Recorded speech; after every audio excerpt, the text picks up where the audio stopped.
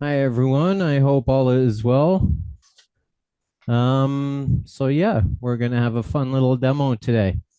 So Would you first like me off, to? I'll start safety. We're all responsible for our own safety, so take the safety precautions you see fit to keep yourself safe in the shop. Hey, Kate, Um, Pardon? do you want me to mute everybody or not? Sure. All right. And then a little bit of housekeeping for questions and whatnot. If someone could, if you have questions, if you could type them in the chat, that would be great. Um, and then one of our moderators, whenever I'm changing chucks or grabbing a different tool, I'll ask, are there any questions? And then if they can relay those questions for you, that would be greatly appreciated. Now, if there's something really, a question that's really important to what I'm doing at that second, moderator, feel free to interrupt me. I'll be wearing earplugs, so I'll hear a muted voice. I'll stop the lathe, take my earplug out, I'll hear the question, and I can answer it as we go through the demonstration. It's just a little more, a little less hectic than having everybody unmute themselves at once. That can prolong the demo quite significantly. Okay. Can All right. we get one person um to volunteer to do that instead of having everybody, you know? I can do it, All Brenda. right, Scott's gonna be the moderator. Okay. All Thanks, right. Scott. All right. I'm All going to right. mute Nope. everybody, and then you'll unmute yourself, Kate. Yep. We are here. All right. Thanks. Thanks, Brenda. Thanks, everyone. All right. So the project we're going to do today are back scratchers. They're a fun project. They're turned off center and they're good sellers. I actually had an order for quite a few for a couple stores. And in making them, I prepared extra so I can put some in the galleries that I'm in. Now, I make them slightly different than some other people, but there is more than one way to skin a cat. So I'll start off with showing some examples, and then I'll talk about how I prepare my material. Then we'll get into making a mess. I'll turn the piece. We'll go to the bandsaw. I show you how I cut the piece. And if we have time or if people are interested, we can play with color because I have some that I colored. All right, so first off, I'll show some examples. So here's one example. This one's just made out of regular maple. Now I put an eyelid in the top. I have a piece of crappy string in there right now just to hang it to put finish on stuff. But when I'm done these, I will put a nice piece of leather or something in the eyelet. Now there's different ways you can do it. You could drill a hole through the top and feed that string through it as well. Now this is turned off center, so we get the um, handle or the scratcher up here and then the handle down here. So it's tapered upwards. So you get more of a scratching effect or more of a claw in that way when you turn it in that fashion. So this one's pretty plain Jane. This one is maple. Now this one, I did the same maple, but I added some color. So I played with some chestnut spirit stains, fairly simple design, but it does add some character, taking away from the plain Jane white maple. Okay. You can see how offset it is because center would be about here. I'm actually turning, my center is up here. Okay, and I'll talk about all when I map this out and I prepare these pieces. Okay. Um, Now you can also use different types of woods. So if you have boards lying around that were given to you, or you just don't have a purpose for that short type board, you can cut it into these and laminate them together. So that's just brown maple. This is a piece of mahogany I had given to me from a drawer or from the bottom of a bed.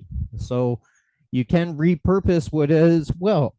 And that goes into this one that I'm showing you.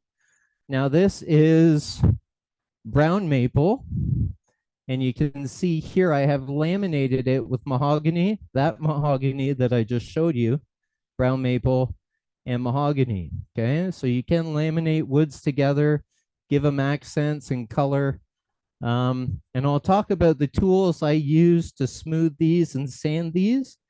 But if you don't have them, I saved them from tips and jigs last week so I could show them in the demo. So you don't necessarily have to have the machinery because you can make stuff right on your lathe and use it right from your lathe as well, okay, which I'll show today. Now, color. It's always fun to play with color. This one I'll show with my overhead camera because this camera doesn't really show the coloring technique, doesn't add justice. So first off, the handle is white oak, brown maple, white oak. And then on here, when I first started, I thought about like an aurora borealis. And then I was done. When I was done, I thought it was more like Starry Night, the Van Gogh painting. So we can go through that technique of coloring if we have time or if people are obliged. It's only about 20 minutes extra in time. And then since I've been making these, I got a custom commission from a client who wanted a crop. A crop is originally a horsewhip, but they can be used for other things. And she wanted a wooden one. Okay. So this is the crop I made out of the same blanks that I use to make the back scratchers. Now on this one, I did black and then I put the dyes over top to make lighter colors feed through and come to the surface, diluting the darker colors underneath to create more of like a foggy, starry, Milky Way type night. So this was black initially, and then I used highlights of yellow, red, blue, and white. And we'll go through that as well. Same thing I did with what else are they used for? So this, it's a slapping tool, okay? And at first I wasn't going to say it, but my client is a dominatrix who ordered this piece, okay?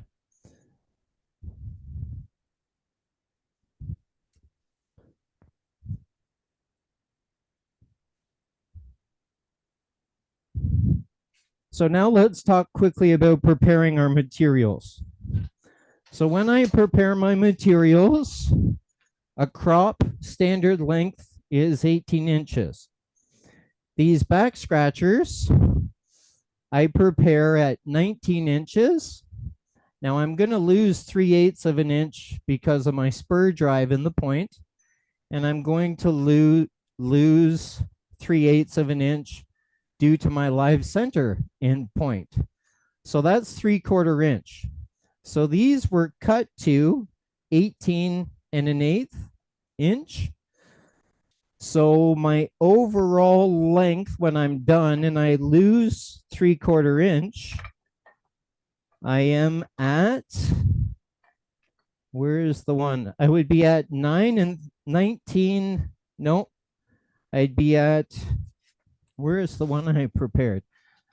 I'd be at 18 3/8 in length once I subtract that 3/4 of an inch. Okay, so just over 18 inches. I've also made them in 20-inch lengths. Now the 20-inch lengths, when we lose, actually it's 20 1/8.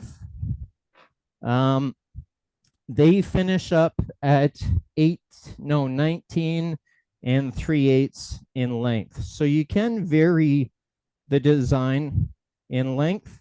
You just need to be conscious of the thinner we go on that spindle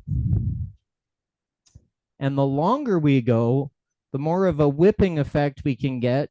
And if we catch this, it flexes, comes back, hits the tool, and it can come off the lathe or it can break. So there's different ways you can stabilize that or use the tool to create less drag and less chance of having that flex. And I'll talk about that when I get there. Okay. So I'm just going to move my examples.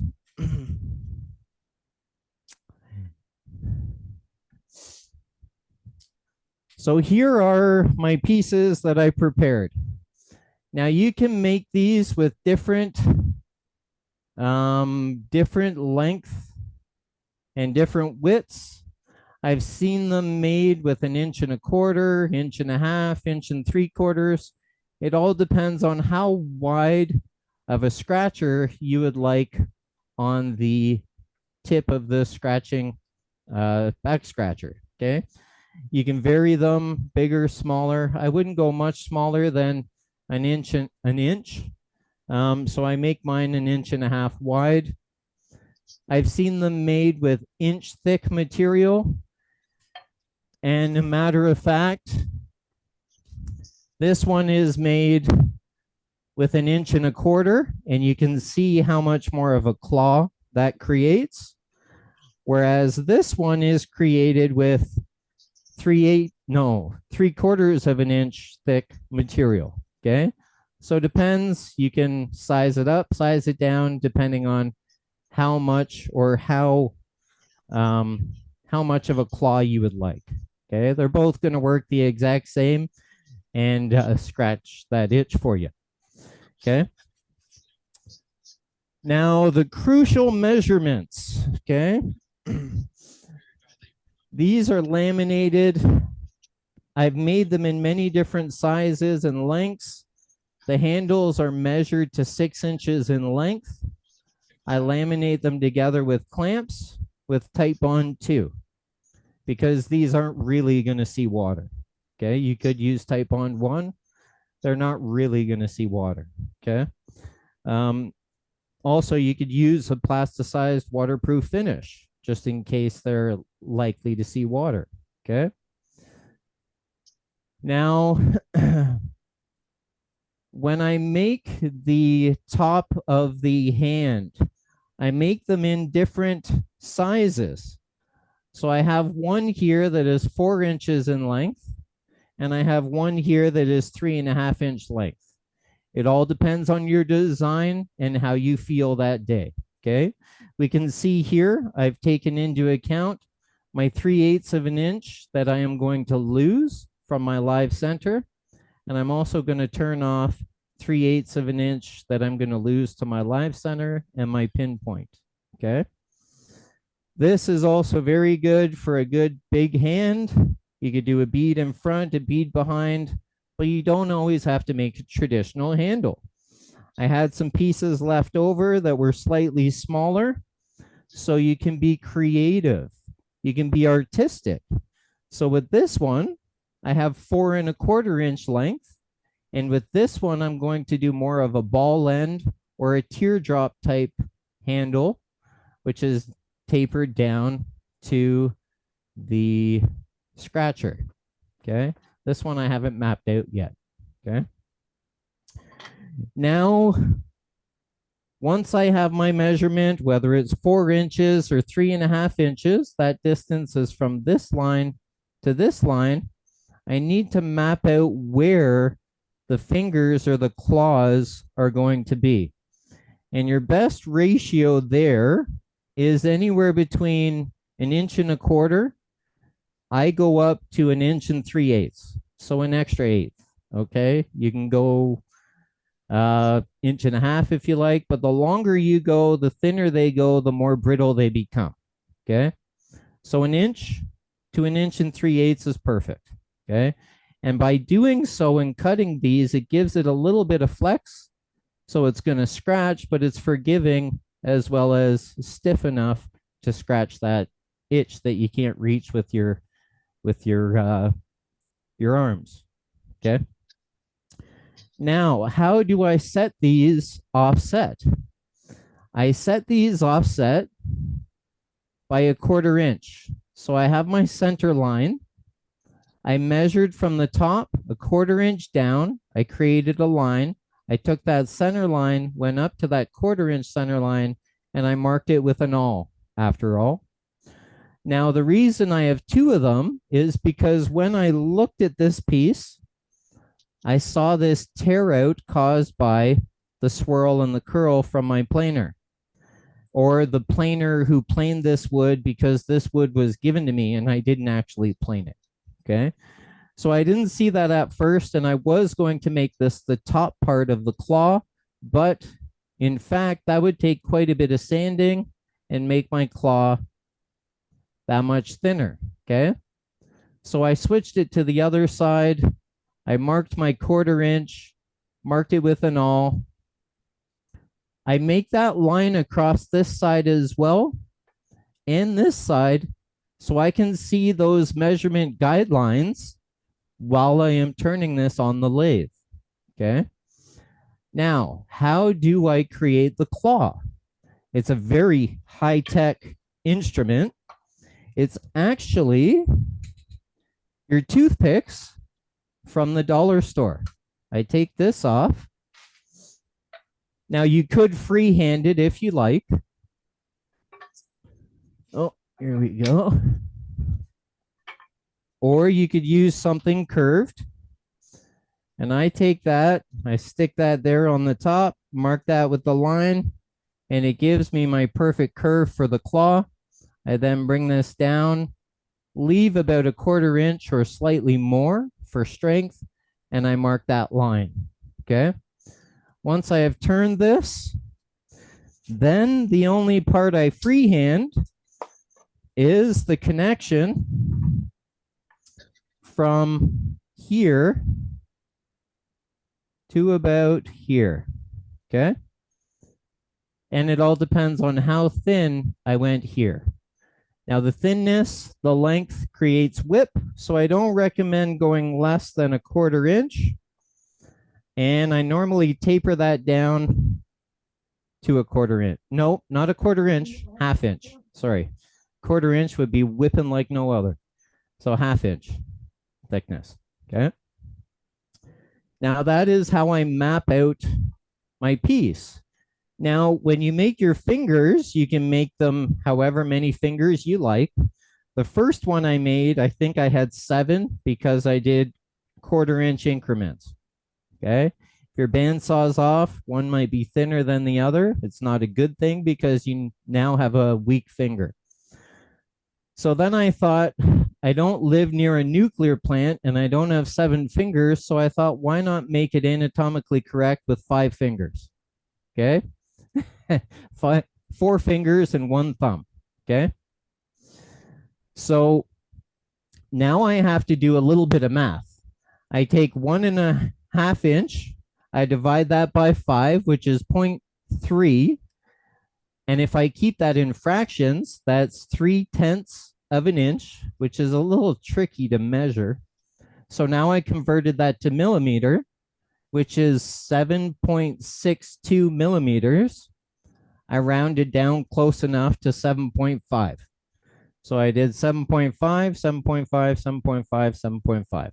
If one looked a little bigger than the other, I just moved that line over a hair. Okay, close enough. Millimeters. The Brits got it right. Much easier to measure in millimeters than fractions. Okay. So that is how I map my piece out. And now we have a little bit of a choice. I have 3 of them prepared. I'm not going to do the short handle. I'll do that another day. And I've made them in, here's the white oak one. This one is a long one. I'm not going to do that one tonight, but I'm going to do an 18-inch length one. So I have this one and this one are 3.5 inch claw. and I have maple and red mahogany or maple and walnut. Or I have this one, which is 4 inches long and maple and mahogany. So take a general consensus, democratic vote, put your votes in the chat, and I'll turn the one that we have the majority for. Okay. So let's see. The length of the claw doesn't really matter. So if we go mahogany or walnut, that'll be a little quicker and easier. Any questions so far about the setup, the gluing, the mapping it out?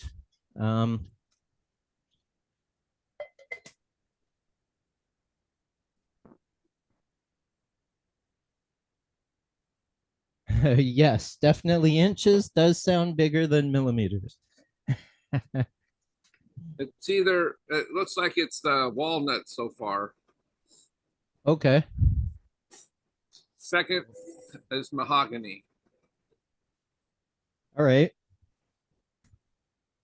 So we'll give it one more second or so and so what do you think? Mahogany or walnut? Yeah, they're still coming in. Can I vote twice? No. Just kidding. Wow, it's almost a tie right now. What if I raise both hands for mahogany? Does that count as? Only if you live in Chicago. Or 1, 2, 3, 4, It 5, might be mahogany 6, now. 7. 7 walnut, 5 mahogany so far. Oh, wow. Okay.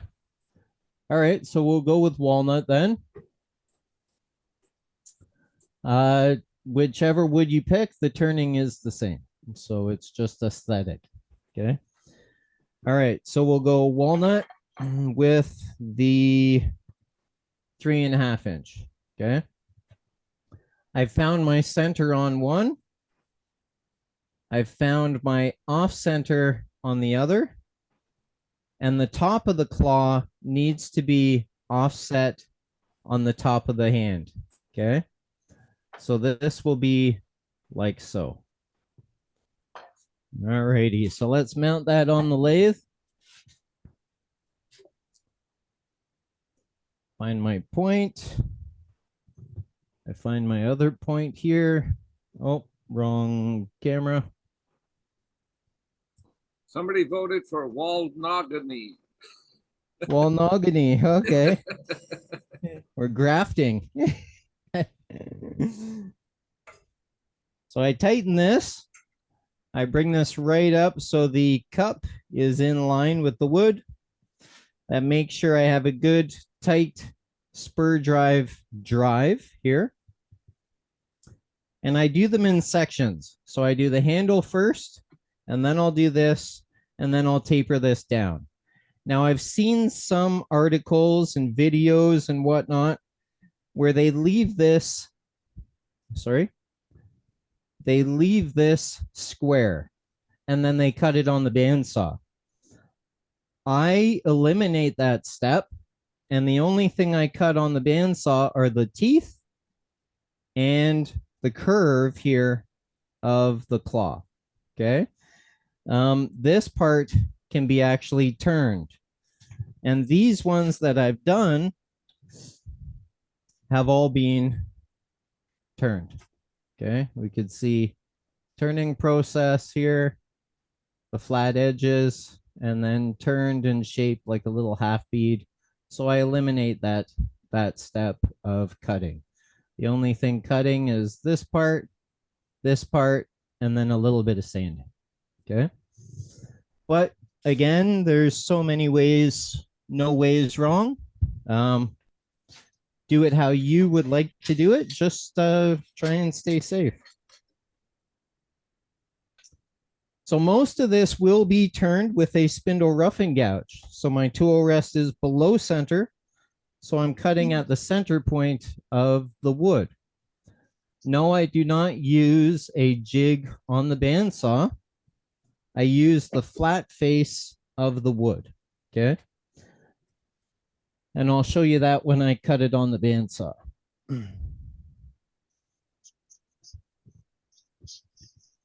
Now, again, if you don't feel comfortable on a bandsaw and you'd be more comfortable with a jig, feel free to make a jig, cut it with a jig. Always stay within your comfort. You'll be less nervous and probably have less accidents. Okay. I'm really comfortable with the bandsaw. So with this piece, as long as I stay on this flat piece, I can cut this curve and cut that curve as safe as can be without a jig. Okay. The only thing is I can't be on that curved piece that I turned. I have to stay on the flat piece here and here. Okay. So that would be here and here, but I only cut it from one side. So this is the flat side that I set on the bandsaw, and I cut it just like so. Okay. But we'll show you that when I get there. Okay.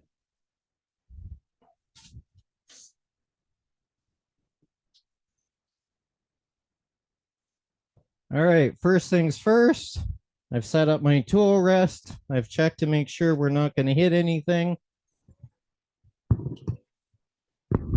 Safety glasses on, face shield on, if that's what you want to wear. And earplugs are recommended.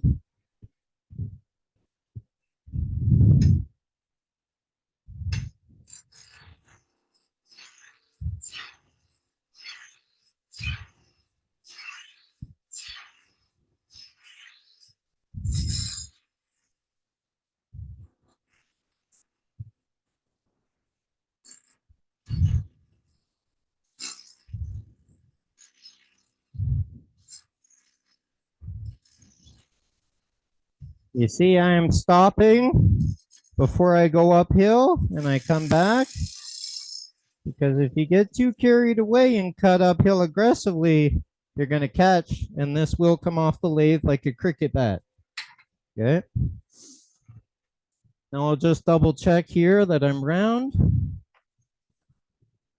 Fairly close. I'm round here. I'm not quite round here because this is still rectangular.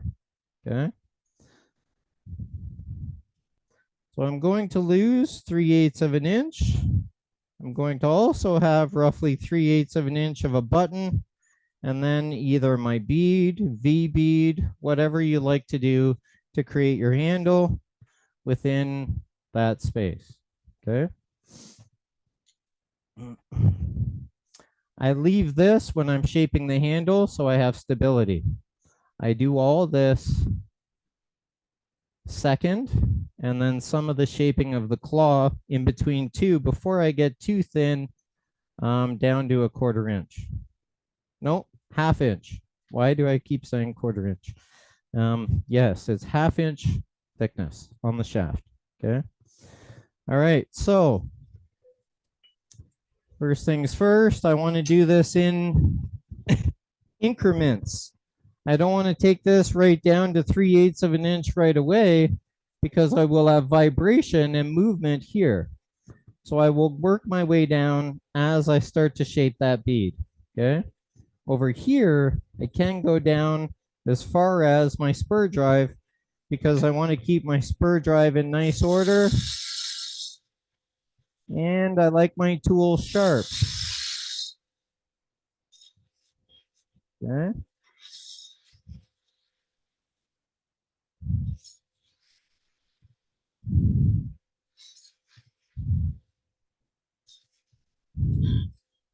Yeah, left that little lip just to make sure I wouldn't kiss my spur drive.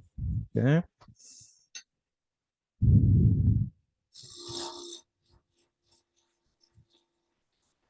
Slow and controlled. You don't want to get carried away, because that will whip around on you.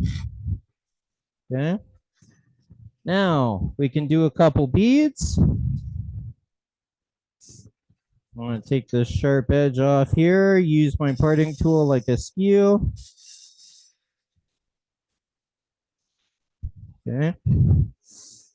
I want to do a bead and a bead and a bead. Okay. You can do it with a skew or you can do it with a spindle gouge. It's totally up to you. Okay. I'm using a skew. I make my entry cut. Okay, and then since I'm using my skew, I need to raise my tool rest slightly.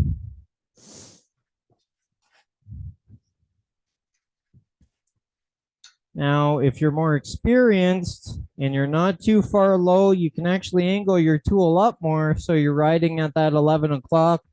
But if you get a catch, it's more of a violent catch. So intermediate beginner, raise that up so you're cutting above the wood.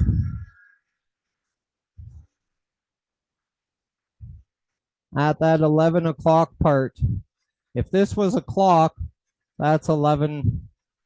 If this is the clock I'm looking at, that's 11 o'clock. Okay. Come in here.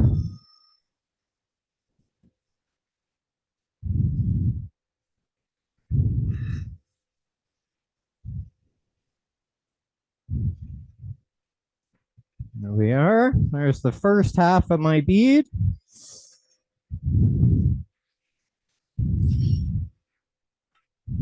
I'll refine it shortly once I get some space in there.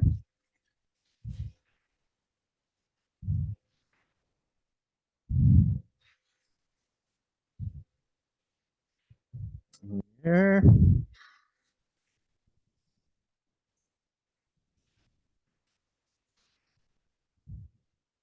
Okay, we have roughly 2 beads. We can clean them up now.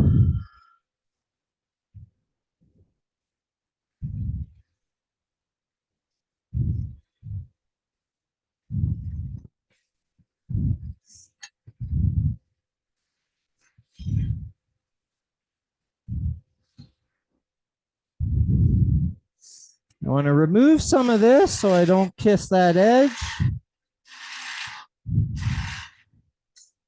Now I can get around here without kissing that sharp edge with my skew.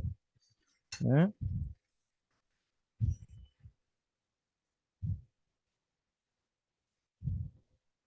Now you don't have to turn beads fast. It's better slow and controlled because you're less likely to get that catch. The way we get that skate away is when we come up off that. Oh, we come off that bevel, we catch it, and it kicks back because the curve of this and the curve of that kicks it back in that direction. So as long as we stay on the bevel, as we transition around that corner, we're not going to have any surprises. Okay?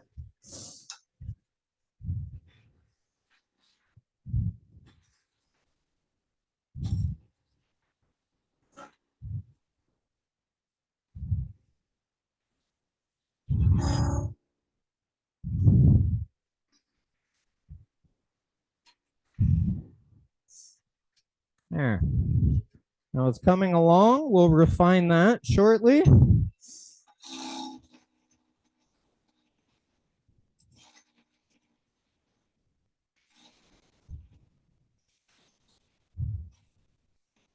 Not quite round yet. I want to clean this up since I got that skate away.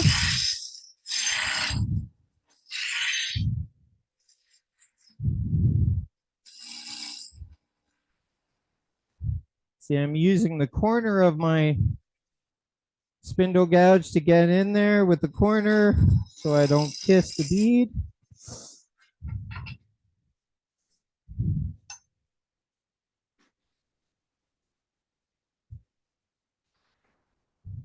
There we are.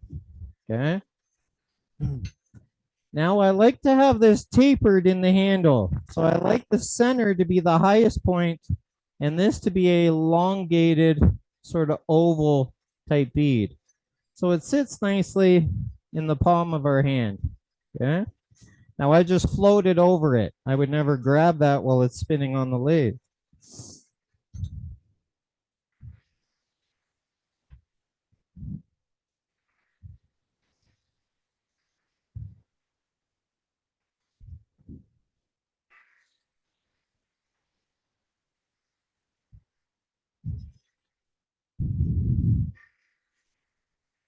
Just a very slight taper.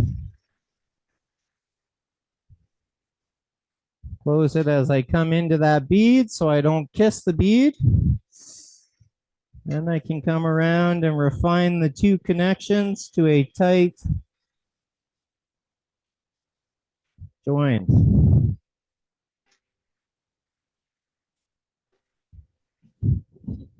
There we are. Do the same here.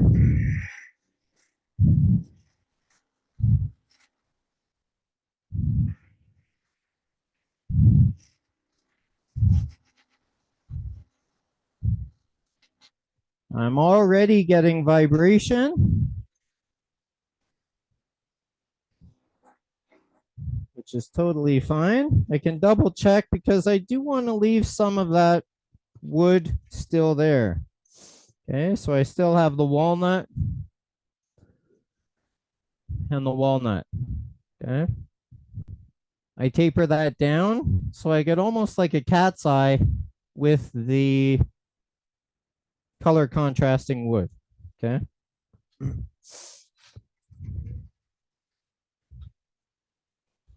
Now you can make this design as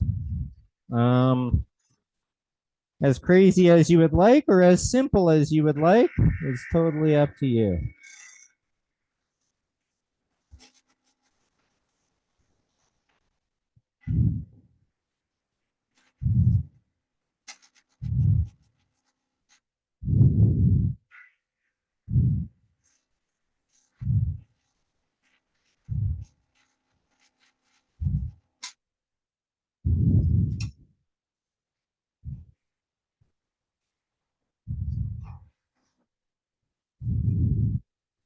Okay. That feels pretty good in my hand. Vibration from this, but that can be cleaned up with your spindle gouge.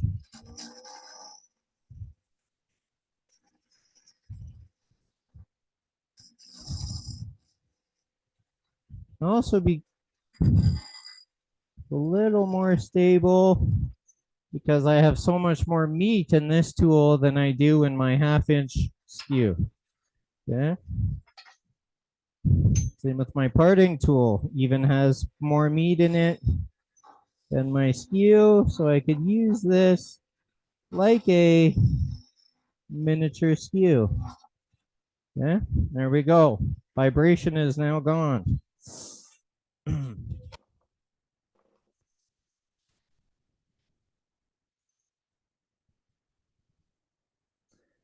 If I want this to be uniform, I can bring this down more, or if I want that to come to more of a point here, I can leave it the way it is.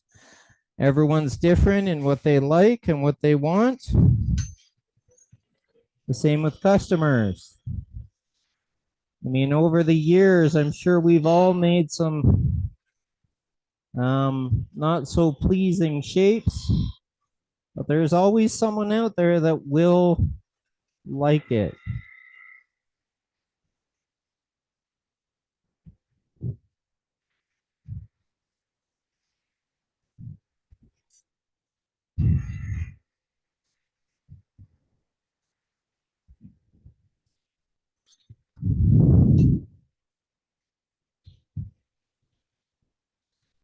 Yeah, that's good. Good enough. And I sand these in increments as I go. So I sand this first, then I do the shaft, I sand that, and the claw last. The only thing I'm going to do is I'm going to remove this slightly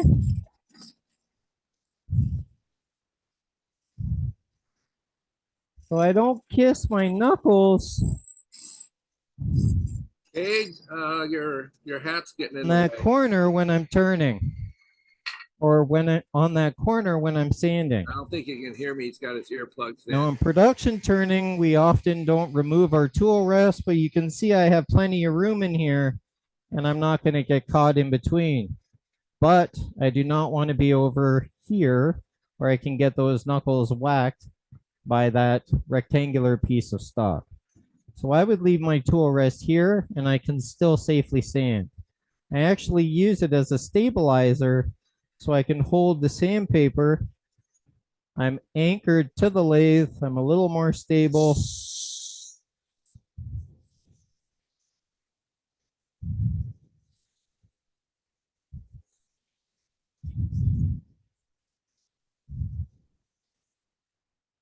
Since I use the skew, I shouldn't have much sanding.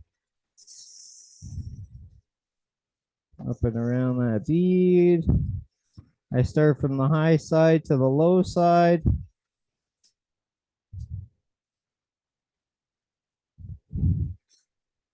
Sandpaper is still a cutting tool, so you can use it to refine those beads.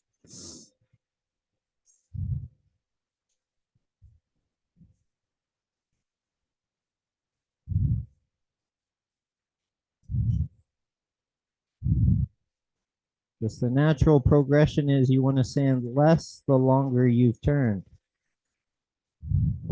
Better finish off the tool, less sanding, more time turning, a better hourly rate.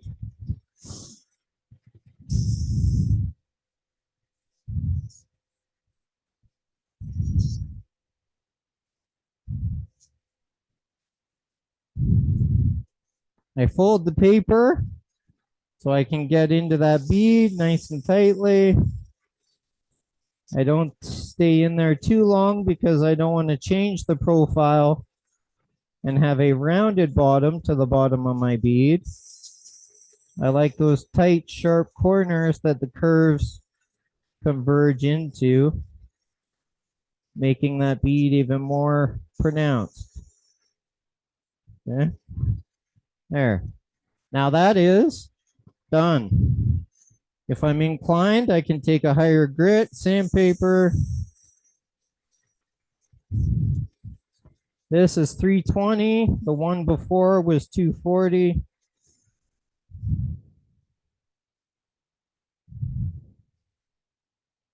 Now in a sanding situation, I would have a respirator on and I would have dust collection running.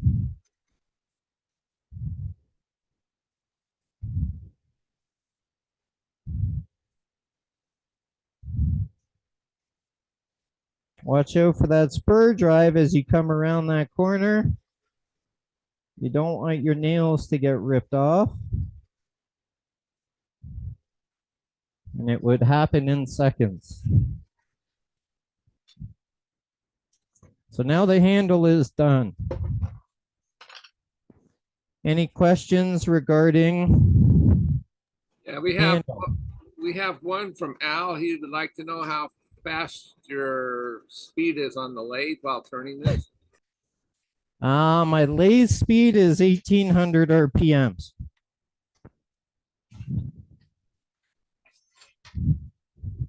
All righty. And one thing, Kate, there it wasn't for very long, but your hat seemed to get in the way of the camera. Oh, okay. Sorry. It is all right. It was just for a few moments, but I just thought I'd pass that along to you. Okay. Thanks. So now I do from here to here. Okay. This is a 1/2 inch diameter. This can be whatever you want it to be. Okay. And taper it down to a 1/2 inch. Okay. As long as this is round, you're golden. And there I'm at 5/8. So that's good. Okay. Now, with this being so thin, I want to be as close as possible, but stay safe. And this can be done with many different tools. I do it with a roughing gouge. It's easy enough. If I want, I may do one pass with the skew just to clean it up. But the way I use my spindle roughing gouge is on an angle, so it's a skewed like cut, which in turn creates less drag, less resistance, a finer cut, less vibration and spiraling made on the spindle. But it's also less likely to throw this out, come back, hit the tool, break, or come off like a cricket bat. Okay. I don't want this flat, and I don't want these points up because I am scraping, and these high sides will catch the wood, burying that curved portion in the wood, causing that to be that much more violent. Okay. Also, you can turn this sideways, and I could use the flat side, but now I have this full side in contact and drag across the wood, which again can flex, throw it off center, give it more warp and twist. So as a matter of fact, I have this slightly angled like this, and I'm cutting with this wing, but I'm cutting in a manner that it's like a skew type cut. Okay. And yes, that's great comment. Always stay within your comfort zone and turn at a speed you feel comfortable with. What kind of crazy crickets y'all have that you need to make a special bat to whack them with? Oh, all right. I thought it was a question. Sorry. All right. So I'm going to start by turning this. One thing I like to do is I like to define where the top of my claw starts and stops. Okay. Which is this line. I mark that with my parting tool. Come into about here. Take this down, come into about here, take it down, and then refine it to my tapered down to 1/2 inch. You don't want to go too thin here right off the hop because I have all this meat here I need to remove. It will be whipping that much more.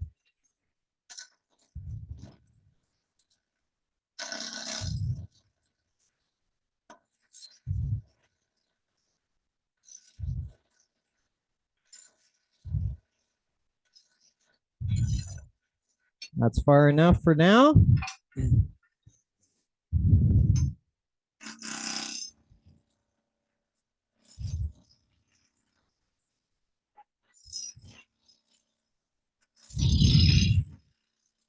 Go as fast as you feel comfortable. The faster you go, the more aggressive you are, the more whipping and vibration you will receive. See how I put the tool sideways? So if I hit this, I'm not going to catch. If I was like this and I hit that, that whole side grain piece of the claw would come out, and unfortunately it would probably be garbage.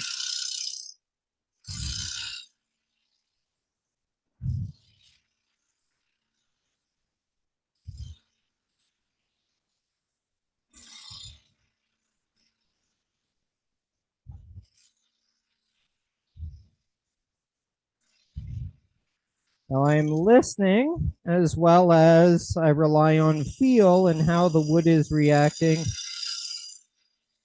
to the tool I'm using. It will tell you if something is going wrong or if you're doing something wrong.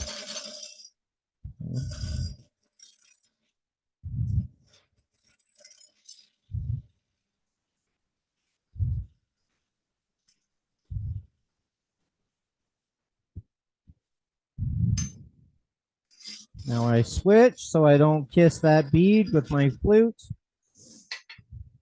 We can see where I'm at. I'm round here to about here. Can see a little bit of vibration, but it's not nearly as much as if I had the tool flat or the flute directly up.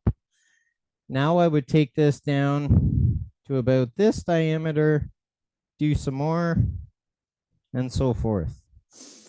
Now, before I go too far, one thing I want to do is, rather than cut these on the bandsaw, I want to round this and cut this on the lathe so I have less time on the bandsaw, okay?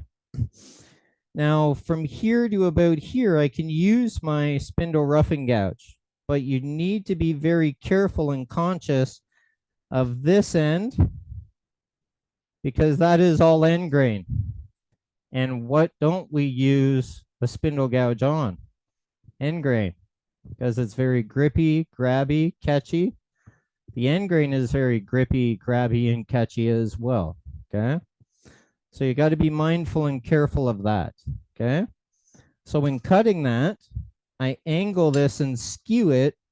So I'm now I am riding that bevel downhill and across that end grain rather than straight on and catch my end grain on this curve, throws the tool into my end grain, more of a violent catch. This is breaking or coming off the lathe, okay? If you're nervous about using this, use a spindle detail gouge or a spindle gouge. And I will refine that cut with this spindle detail gouge, okay?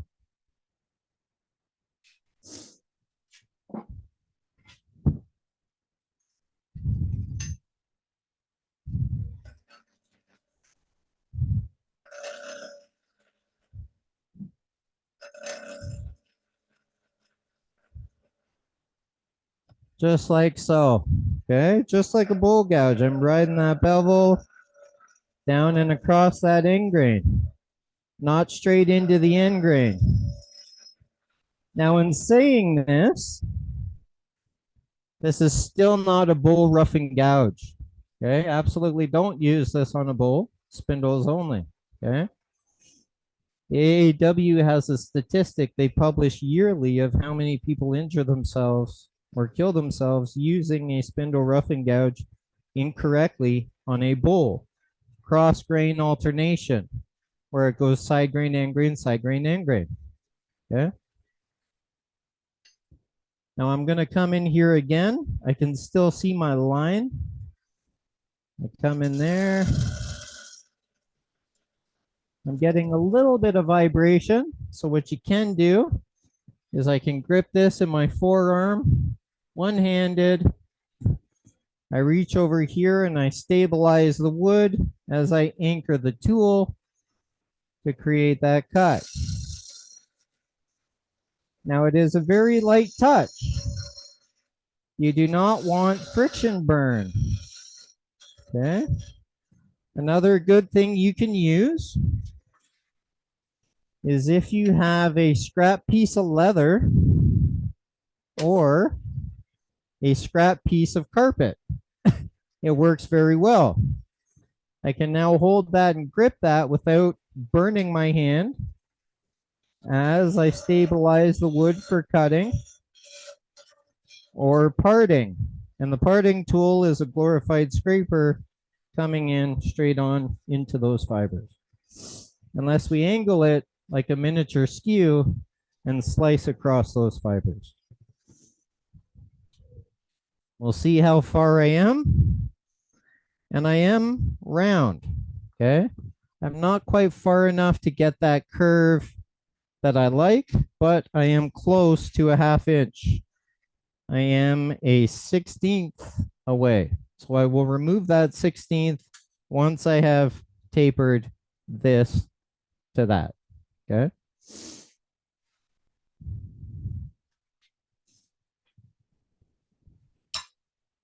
I have my tool angled. You see those cuts? They're skew like chips, okay?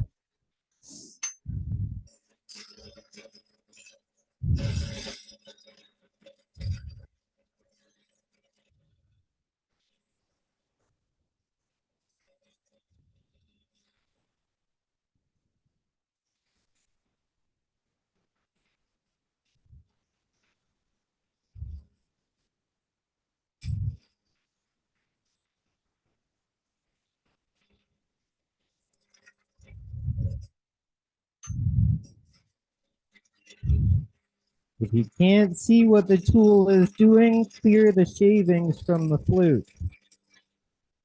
You will run into less surprises. You see how that flexed slightly on me? I came down into the bottom of the flute where I had much more drag and resistance.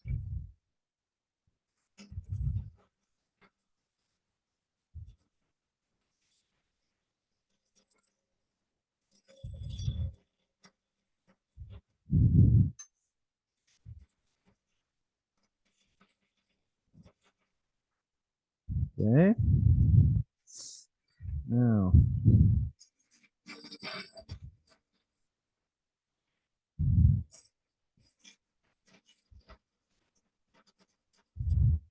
if you're getting vibration,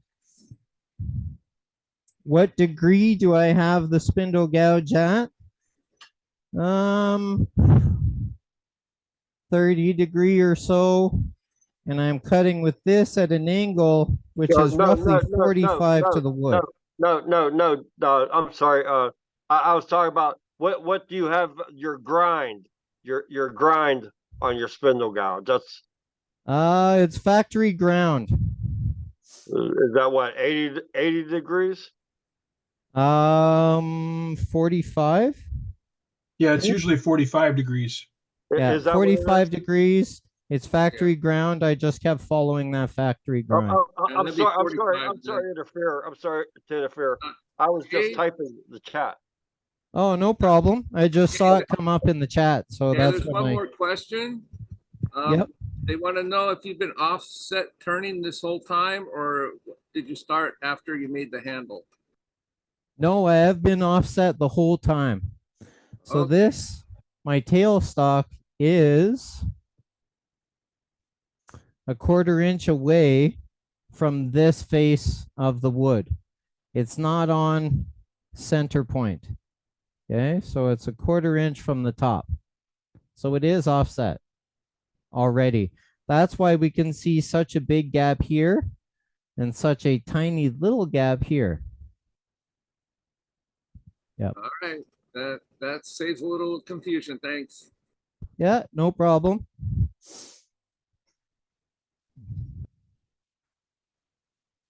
Now, if you're getting vibration, better safe than sorry.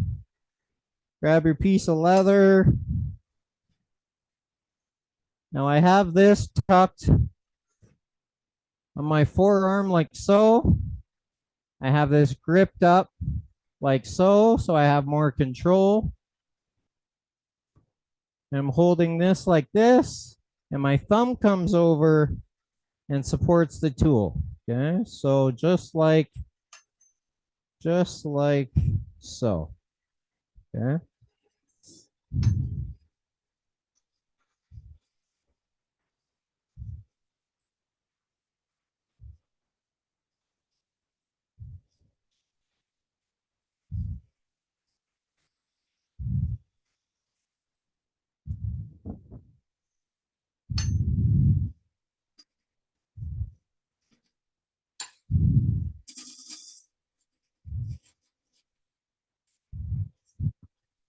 Sorry. There, I blended that.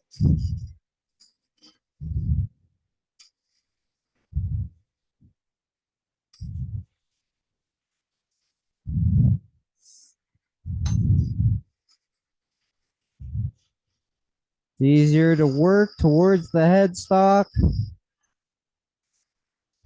I find, rather than the tailstock. But that might be catch-22, one turner to the other. So it's really preference. Okay.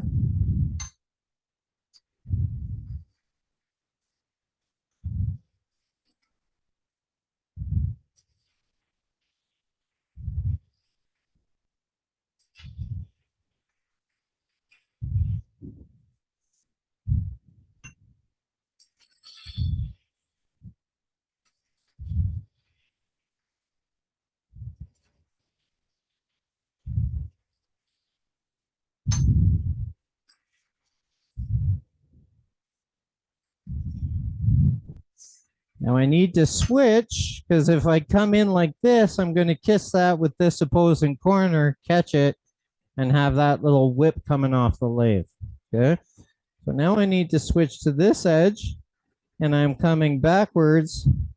But here, you can either do it with two things, with a skew, a spindle gouge. You can continue to do it with your spindle roughing gouge if you present it correctly. So here I would come in here just like so.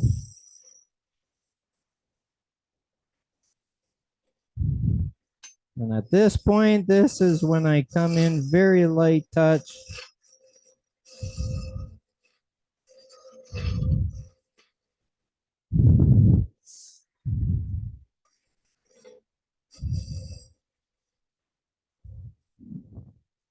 And that looks pretty good. I have a little bit of a lip here.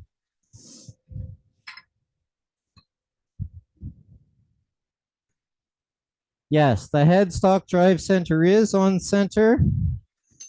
The tailstock is offset, okay? 1/4 inch from the outside edge of that rectangle. Now you can come across with the skew if you're feeling lucky, or you want to practice your riding the bevel with the skew. You do need to make sure you have that skewed angle and you are supporting that material.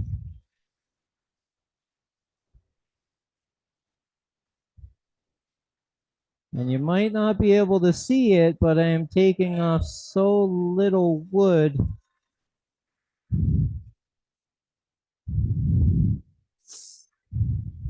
Now this one's more tricky because I'm right-handed. So I need to come over here like this, support it with these fingers, support the tool with my thumb, and come in the opposite direction. Good skill builder to really learn how to use your tools with a fine finesse type cut. Now my fingers aren't burning because I'm not holding with a death grip, but I also have a lot of calluses on my fingers from shooting archery. So there I have my spindle, okay? Anything further, sandpaper can take care of. I'm at a 1/4 inch, oh yeah, 1/16 above a 1/4 inch here, and 5/8 there. So what I did say was I was going to go a little thinner here so I have more of a lip here to get that curve and that undercut, because I do need to sand this very lightly and I don't want to sand into that spindle.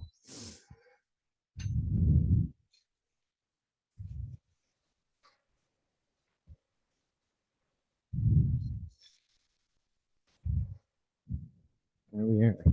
Now I'm at my 1/4 inch, no, 1/2 inch, 1/2 inch.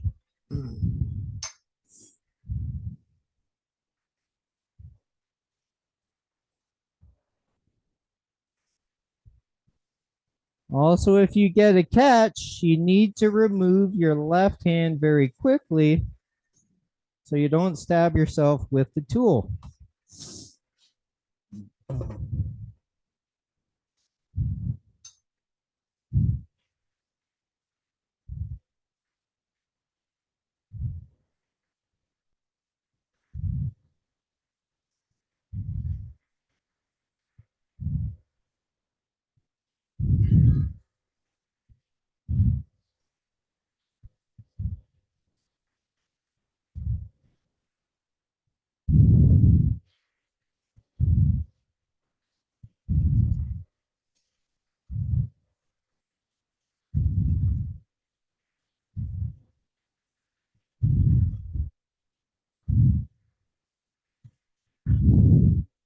And I'm there.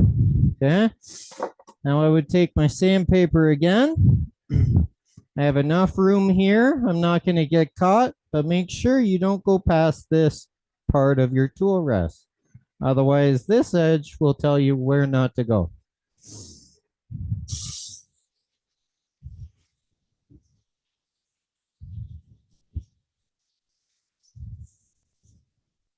If you have some hills and valleys and you're a little nervous about turning that out,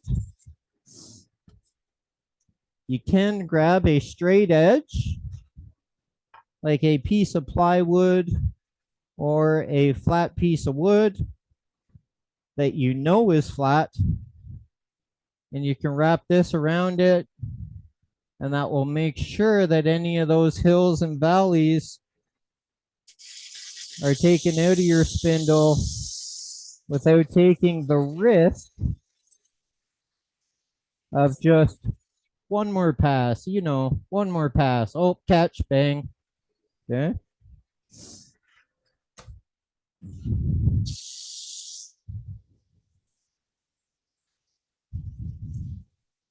There's any vibration, unfortunately, you just need to sand that out.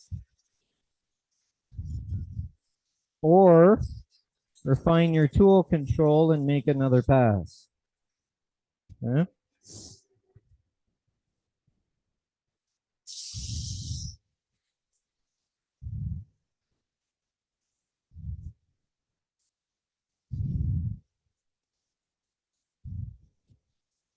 Now, if you're staining this dark colors with light highlights, if they're translucent, you have to have a good finish.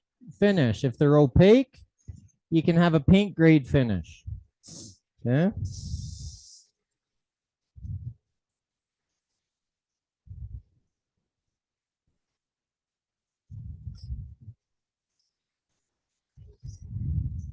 And this is 320.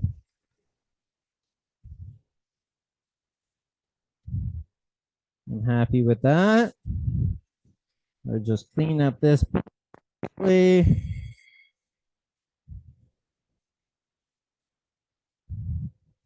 If you're cringing at me having the tool rest there, just take your precaution and remove your tool rest. Okay. There we are. Now let's take a peek. Now I just need to do the claw. Okay. If you find you have tiny little lateral scratches across that side grain, just take your sandpaper, just like a pen, go with the grain, and you'll take those scratches out, no problem at all. Okay. So now I'm very thin here. I still need to taper this and create that little half a bead undercut to this spindle. I highly don't recommend using a spindle gouge because now most of this coming down is end grain, but use a spindle gouge or a detail gouge. We ride that bevel, we come across that wood air, get to uniform wood, and we create a bead. Okay.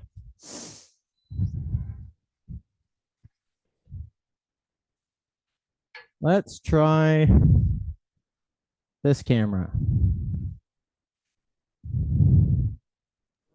Hey, Kade, we have a question. Yep. Albert wants to know if you apply paint, should you put sanding sealer on first? No, I don't. Not with hardwoods. With a softwood, I would use some sort of sanding sealer. I'm not one to buy sanding sealer because there's other things you can use that'll work just as well. Yeah, I don't want to call it a gimmick product, but I don't use it. Okay, you can use thinned oil. You could use a thinned linseed oil. You could use even like a solvent. You put the solvent on the wood, the finish will only penetrate so far, and then the solvent and the dyes or stains or paints will actually come through that solvent as well. So there are other things you can use rather than spending your money on sanding sealer.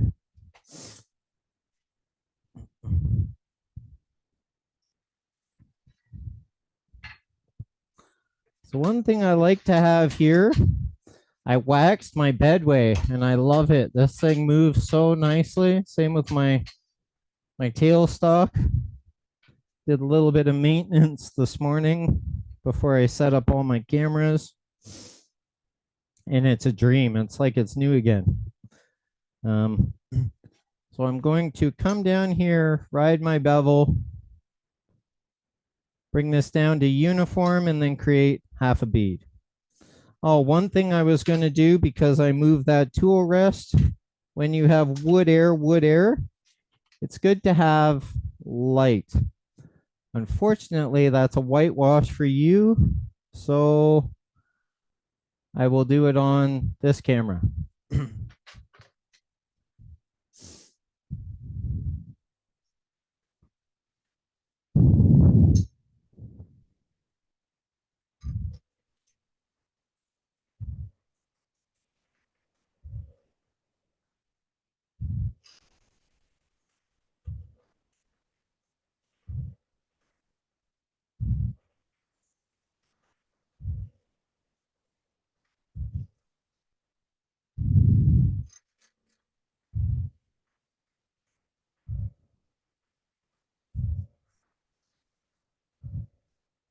Now you might get a little bit of vibration because we're so thin here, but sandpaper will quickly cut that out for you. Okay, so I'm just about an eighth away before I'm uniform. So one more pass and I'll be where I need to be. See how it gives it that nice shape so I don't need to go to the bandsaw.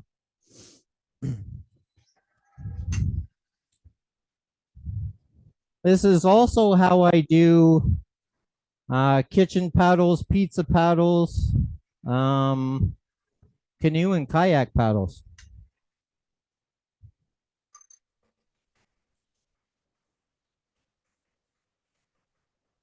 And paddleboard paddles. It's just this shaft is a lot thicker to withstand that force. Now I am uniform. One more pass.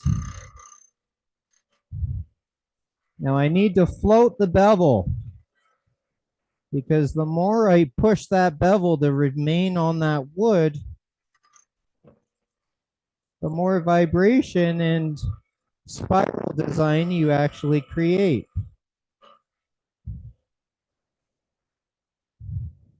Now you see, if I come off the bevel, I'm not going like this because I will catch that end grain. I just come back, ride that bevel, find the cut again. And it's an easier way to taper that cut into one another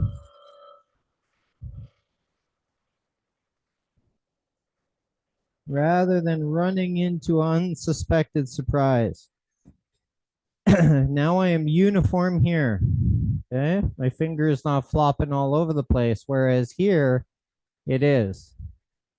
Okay. Now I just do a half a bead.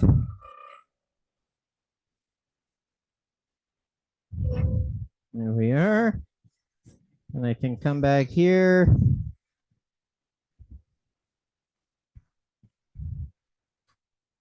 Close my flute so I don't kiss that bead, giving me that nice tight sharp edge where the two join together.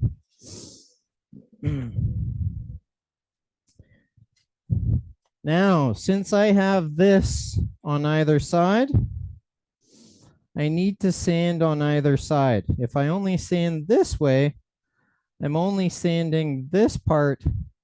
When I sand in reverse, I will sand this part, okay? I'm gonna do one more pass there just to get rid of some of that vibration.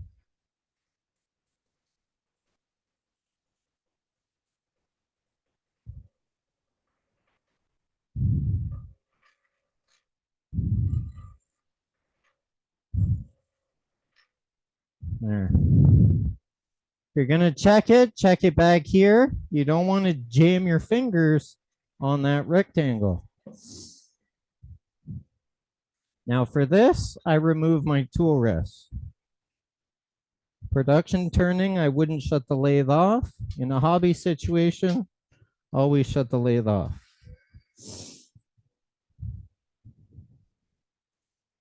Now I am holding the sandpaper like this, and I am applying pressure here to do the sanding. I don't want to clip a fingernail, clip a finger in the wrong direction that it is turning.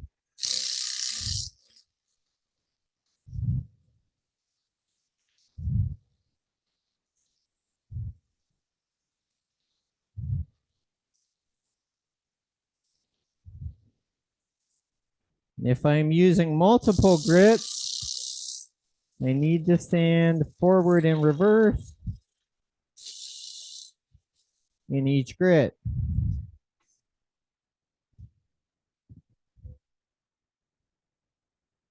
There we are. That side looks very nice. Now I'll go reverse. So now I want to be on this side so I don't clip or jam a finger on this side. Yeah. I could still be here, but I need to hold the paper like this with pressure here rather than before I was up here. Yeah.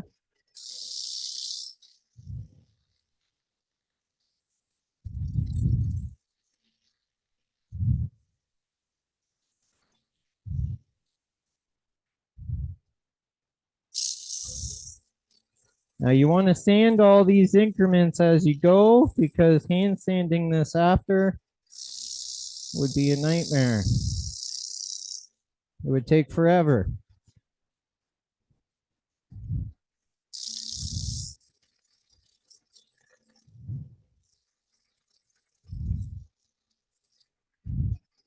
Fold it, I come in here.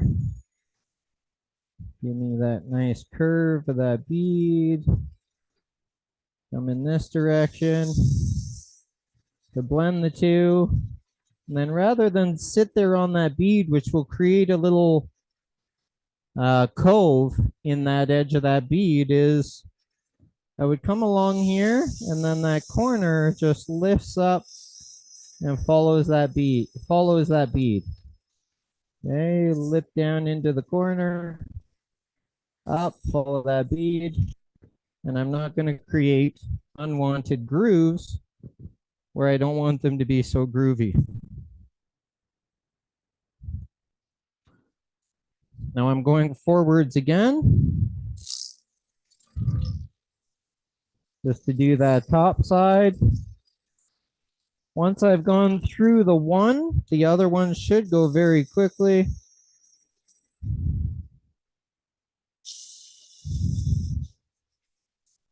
There we are, and now I'm on to 320.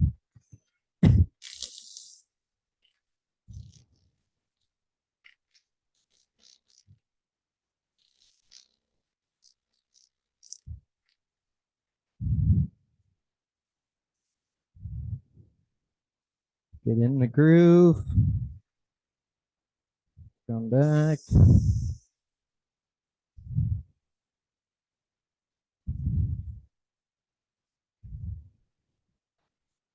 Now one last time, reverse, and we're off to the bandsaw. Actually, I have one more step, and then we're off to the bandsaw.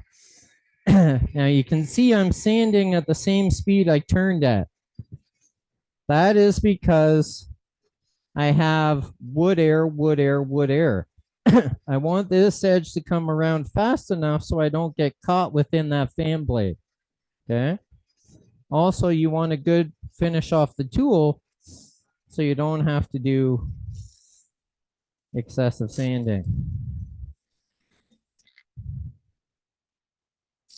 Just saves you a little bit of time in the long run, especially if it is a business. If it's a hobby, money is not, time is not money.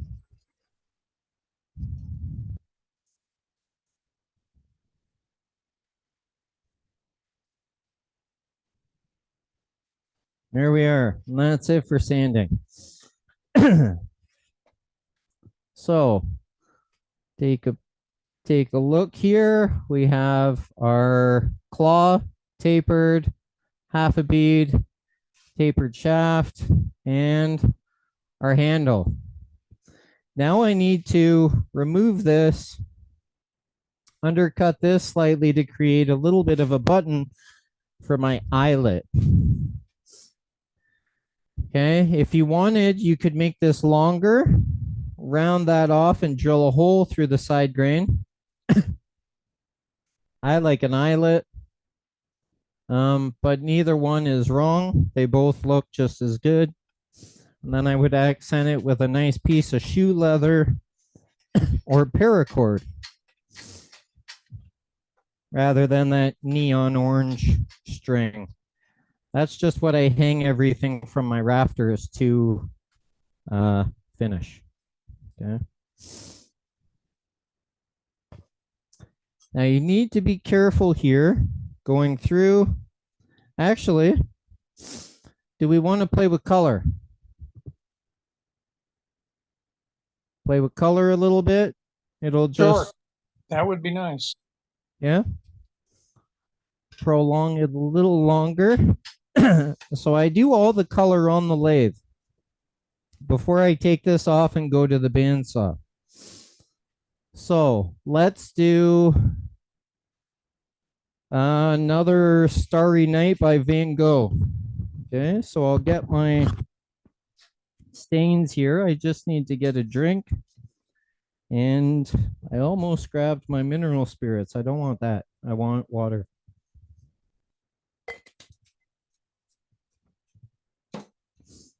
All right. So when I did the Van Gogh, where are all my stains here? I used a combination of all these colors. Okay. Layer them upon one another. The spirit stain dissolves the one below it, melts together, creating highlights with the lighter colors. Okay. I didn't really use black much. That was just over the top to give it more depth. But in the Van Gogh type, this one here,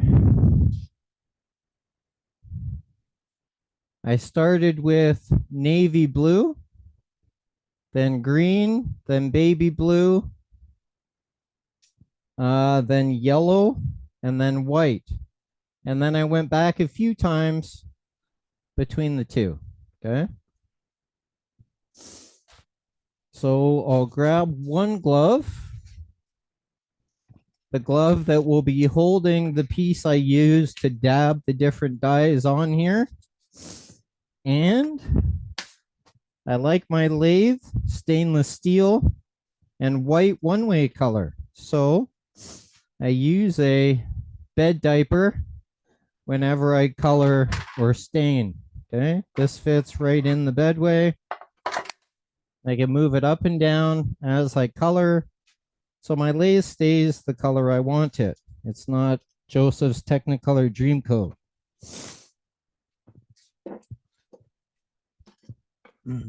So I'm going to start, and when I start dark to light. Okay. And the applicator is a grocery bag. Okay. So I need to rip this into pieces. So I have dabbers for all my different colors.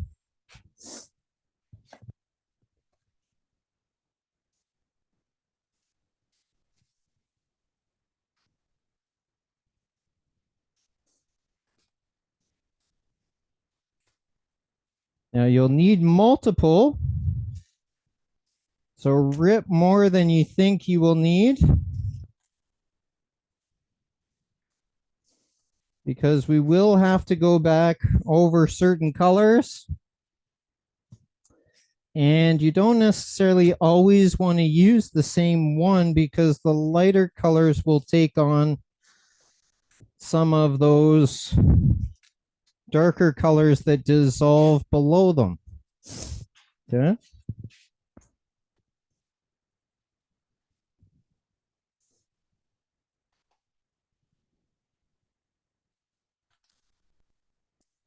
Keep your safety glasses on. You don't want this stuff in your eyes.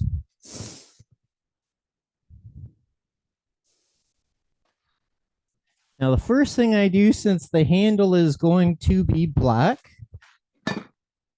I still need to do some sanding. So the first thing I do is black from here roughly to the inside of that bead. I do that with a paintbrush.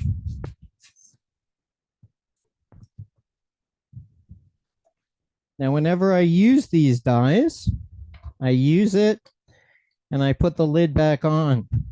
If you spill these, it's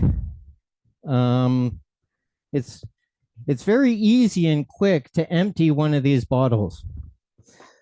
My red is probably a third, because I was doing a job, I was cleaning up, I bobbled, I fumbled, and this fell. I tried to catch it, and both my hands and the floor was red. I went upstairs to wash up. My wife almost had a heart attack, thought I cut myself or got impaled by something. Okay. So don't give your significant others heart attacks. Okay. So I start by just going in here, put it on quite liberally. The only part I'm careful about is where that connects to the shaft. Okay.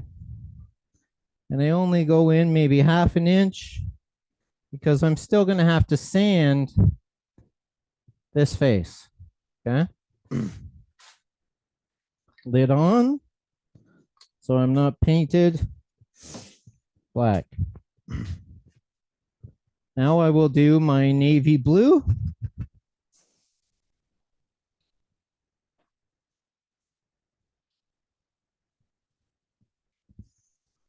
Now I scrunch this up into a little bit of a pad, like so. And that is my applicator. Okay. Dip this in here.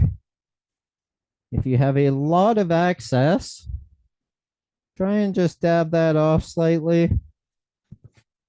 This will go on my table.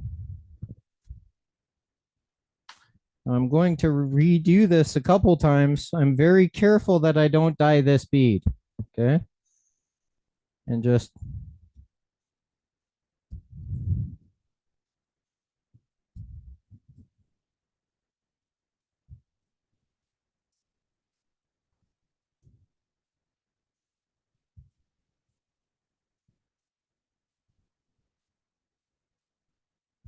don't get carried away with the dark colors, because we still need some light colors to come through.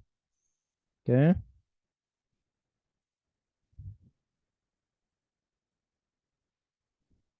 If I do kiss that bead, I can sand it off before I take it off the lathe. Okay, so there is my navy blue. You can always go back and add more. And by doing so, it layers it, reactivates the solvents, dissolves, highlights, and creates more depth. So I'll put my lid back on the navy blue.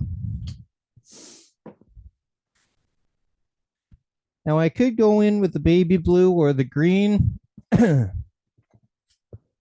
I'll go in with the baby blue first. Again, I create a pad. More irregular, the better. Okay.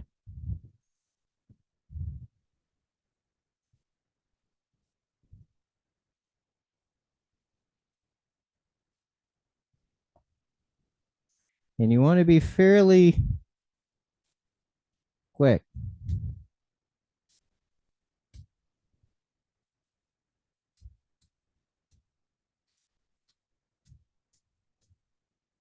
Now, even though that is quite saturated there, colors that go over top of it will dissolve it, blend, and create highlights across one another anyway.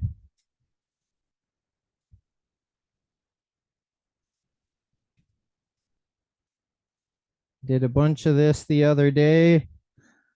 I had to go to the club. I had some archery students as well. And they were looking at my hands like, why is this guy's hands all colored, multicolored? I'm like, oh, I was creating a couple things on the lathe. Okay, that's good for the blue for now. We can always come back. Now there's a fine line between enough and overdoing it. If you overdo it, it's quite a muddy mess and it's harder to come back from. If I want, I can come back with the dark blue, go over that again to give it a little more depth over top of the baby blue. But again, don't saturate all the light colors because we need some canvas for those light right there. That where it was quite a mess. Yep. For those light colors to come through. Now I'll do green.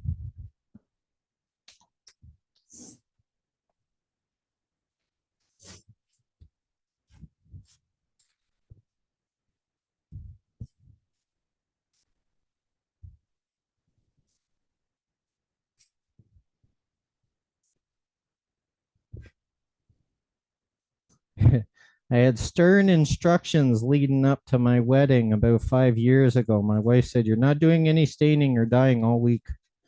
I don't want multicolored ring pictures."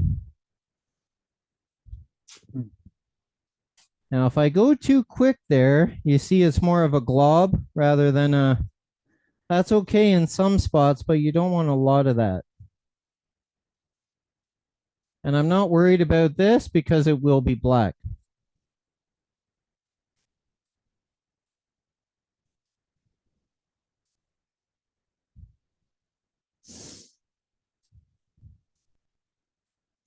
If you run out of ink, you can always move this a little bit and there'll be a spot that has ink that's not quite used just yet.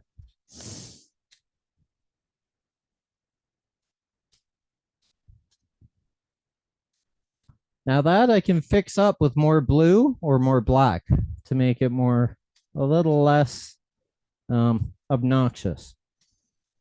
Okay. That's good for the green for now. Now I will do some black just to break that up.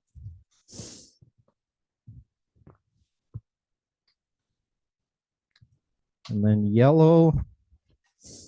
And then I will go back over quickly with the same colors just to blend them and get more depth in between the two.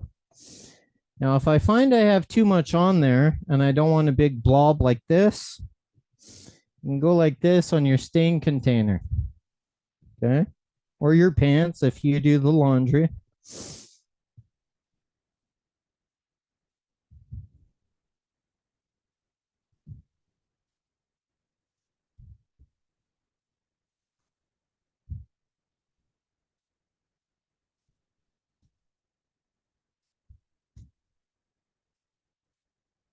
Now, the one color you get is so easy to go overboard on is black. Okay. So that is good for now. Okay. Oh, miss a spot. Miss a spot. All right. That's good enough for now. And then I will do yellow.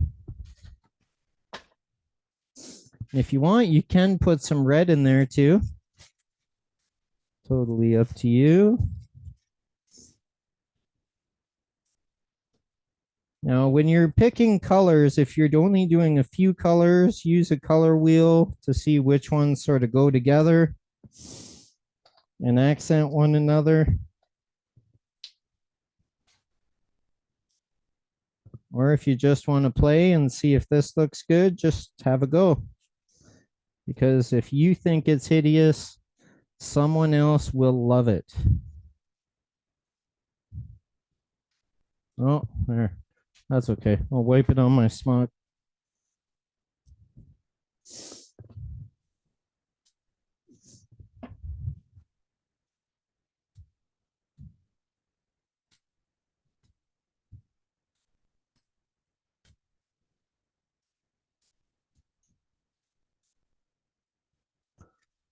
Now, since I'm using stains here or dyes, when I finish this, I do not rub oil on it because the solvents will dissolve the colors and blend them into one big muddy mess. So my first couple coats would be lacquer. And then if you like, you could just keep going with lacquer.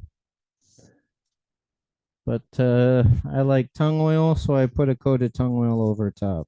You could put wax over top if you like.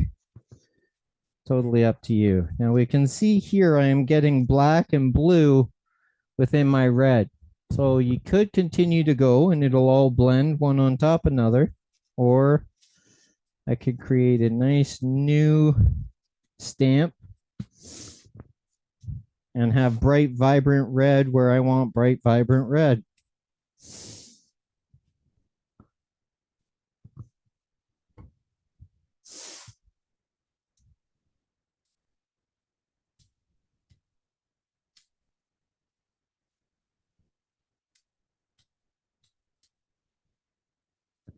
Okay, that's good for red. And then my final color will be yellow.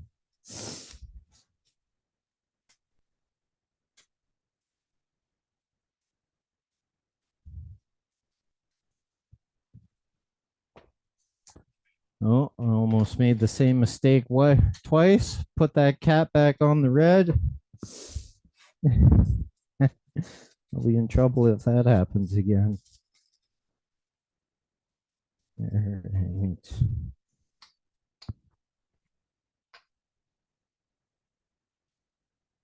Any questions while I'm just playing with color here? I don't have the lathe on, so I could actually take my earplugs out. Stop yelling at myself. There we are. So now we got yellow for that last little bit of light wood in there.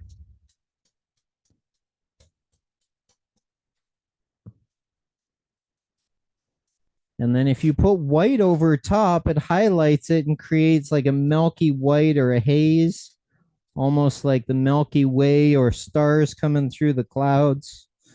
And it actually lightens all those dark colors underneath. So here I'll come in here.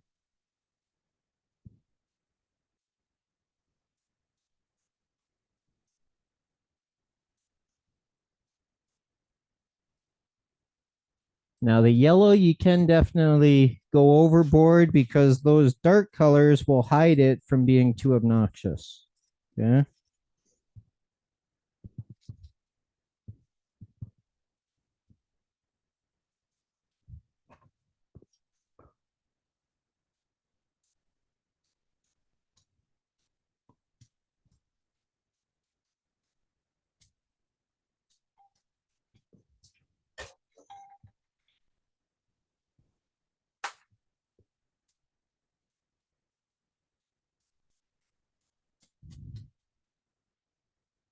Over here.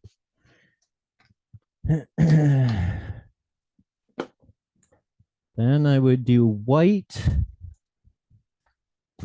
Now the white you really need to shake up. I find it separates more than the others. There, I could take some more navy blue here if I liked. Be careful of that bead, but I can always sand it slightly.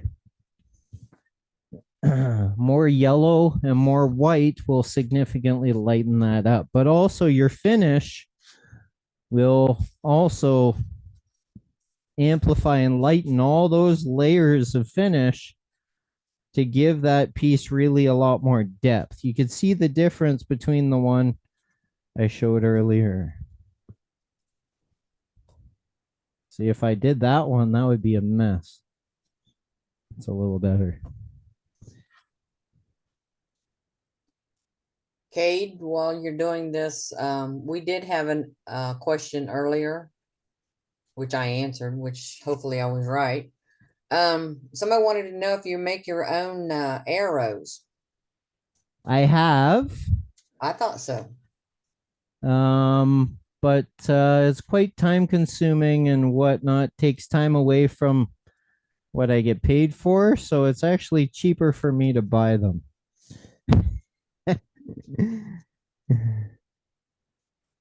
But yes, I have made wooden arrows on my lathe. But for the most part, I use carbon unless I go to a really die-hard traditional shoot where the requirement is you have to shoot wooden arrows. Okay, I thought you had said before that you had made some of your own, but my answer was yes, that you do have some and you have both. Yes, I have made some, but not many. Right. So this, I just want to come in here a little bit to get a little closer to that.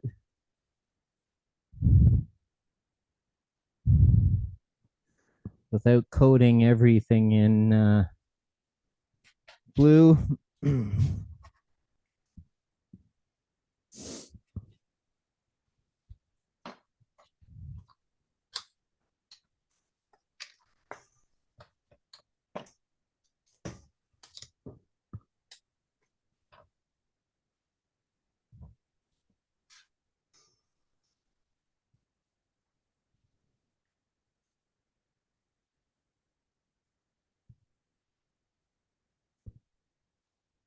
Good enough there. While I have the green out, I could do light. Actually, I think I have enough green. I need more lights. So the good thing about this is since it's solvent and it's spirit stains, each coat dissolves the one below it, blending them together. So the more light coats I add, it will significantly soften the dark coats if you have gone overboard on those dark coats. And it gives it like a hazy,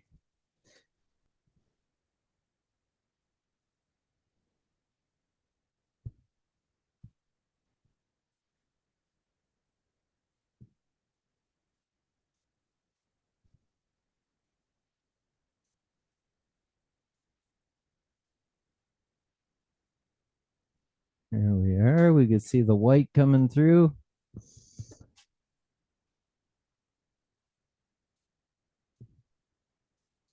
Lighten up some of those black spots. Want some in here.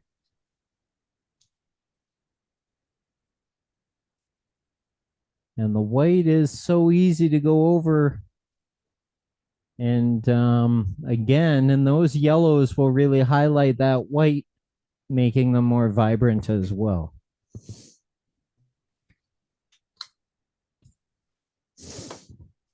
And do some more yellow, and then I think we're pretty good. I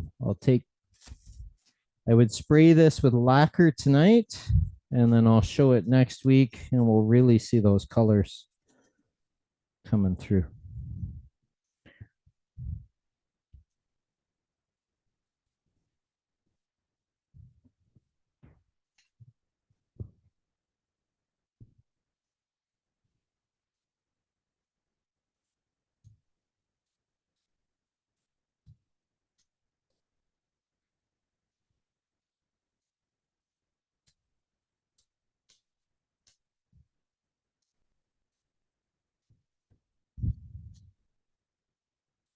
I've been quite busy with the archery. I have a training plan 3 times a week or so. So I turn at night and in between all that because I qualified for nationals and going to provincials. And so that's it's crazy. I've only been doing it for a few years.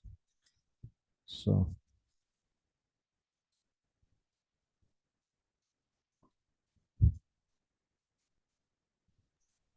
Yeah, I've noticed I've seen more of your archery things on Facebook than I have your wood turning. yeah, I did get overwhelmed. There was so much. I mean, Facebook's a whole other full-time job. So I mean, with all the posting and upkeeping and talking with everyone, it's a lot of work when I'm raising a kid and family and training for that. And so I'm still doing a lot of turning and custom work and production and stuff, but I've sort of neglected the posting social media side of it lately, but I will definitely get back to that shortly.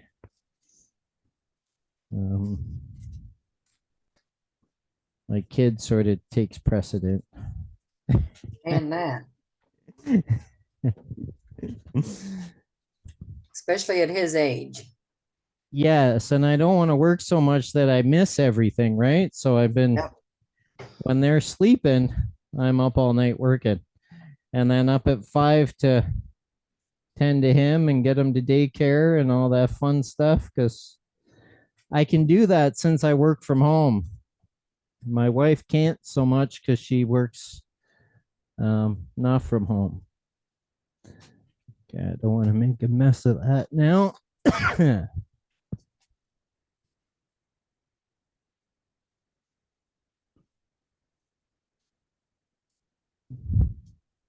See how the white just brought light to everything and brought those colors through?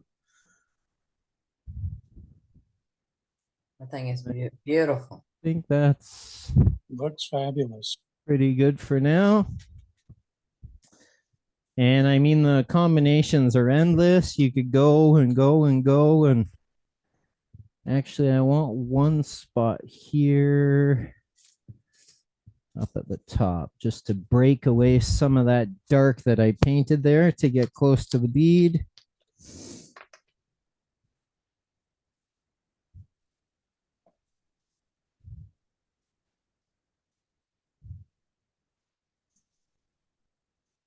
And the nationals are in Fredericton this year, so I'll be going to Nova Scotia for a few weeks. Wow.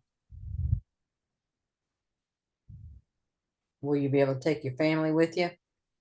Yeah, they're gonna come along and we're gonna visit family on the way back. Great.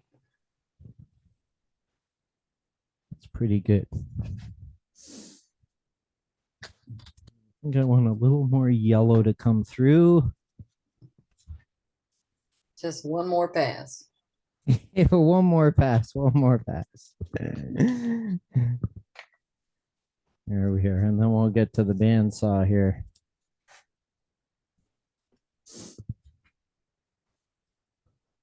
And the yellow will also create green, so it will accent well. And there, that's good enough. All right. So now that, since it's spirit stains, it dries fairly quickly. Okay, so another thing I use is this little keyboard cleaner.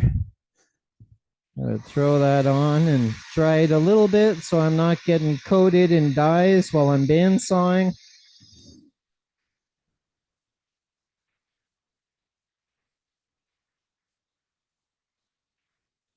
I wouldn't use a heat gun because you might catch it on fire with it being spirit stains. So you're not going to set it on fire like Jimmy Clues does? No. You notice Jimmy Clues only does that in somebody else's shop. Actually, he does it in his own shop. I was there when he done it. Then I'll just coat this again to get rid of any stains or dyes that came over the top while I was staining. That will be covered when I paint it after I bandsaw. All right, now we'll turn this off, part this off. We'll bandsaw it, and I'll tell you how I finish it, and then that'll be golden. I just need to sand that bead because I don't want this multicolored. I want everything else multicolored.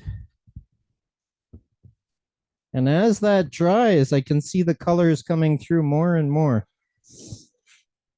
Go forwards.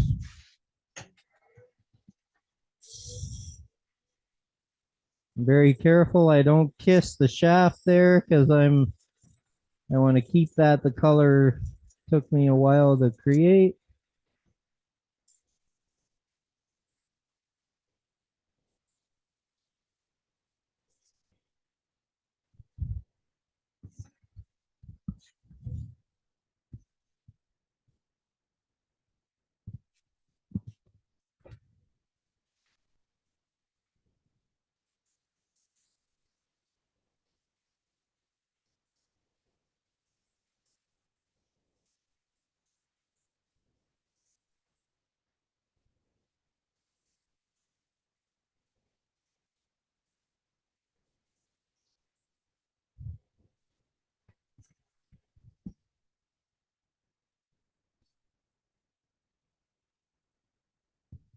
Almost there. And that's ingrained too. So you want to be careful not to get that too dyed. But it does come off. It dries so fast, it only penetrates so far. Unless you keep going and keep going and keep applying. And I'm stabilizing my hands with my tool rest so I don't slip into the color that took me so long to color.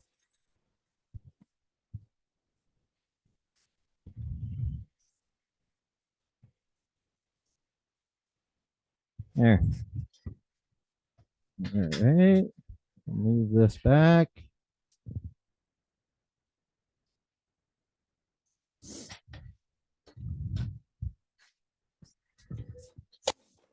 Take my parting tool and I just break this down a little bit past that walnut.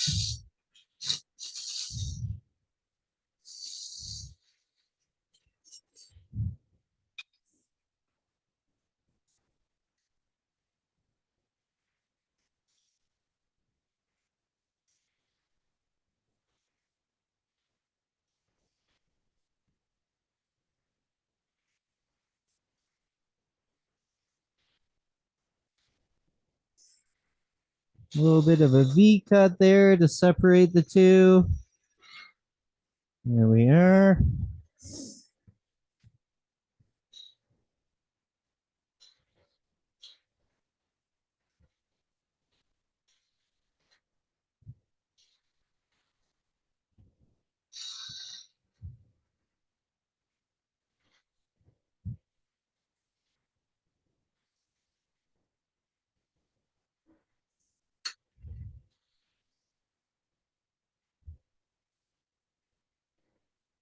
Here. Got my 320. Touch that up a hair.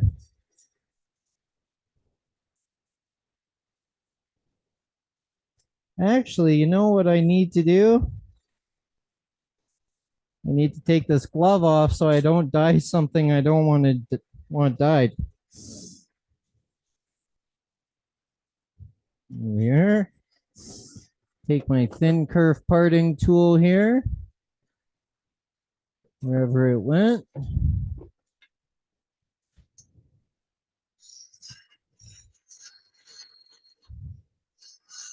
Go as thin as you feel comfortable going.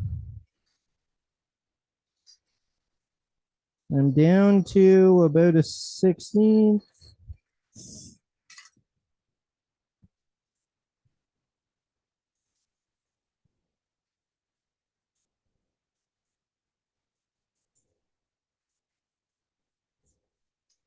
And right there, I will still have that pinhole.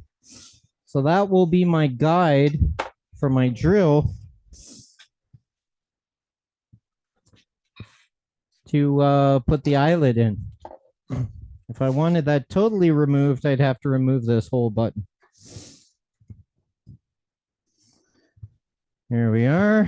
So now I break this across the grain.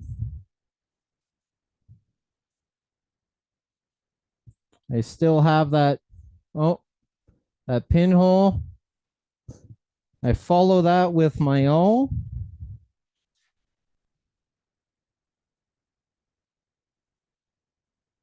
There we are. You take a carving knife or an X-Acto knife.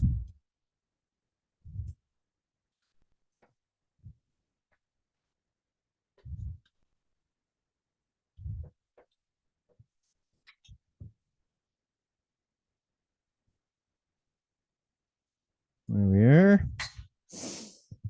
I'll then take my sandpaper and just slightly sand that lightly across the grain, side grain. Really, not many people are going to notice it, but other wood turners.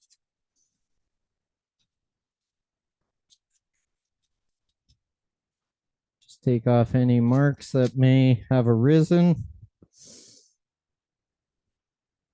Pilot hole, be very careful you don't slip and put that in your hand.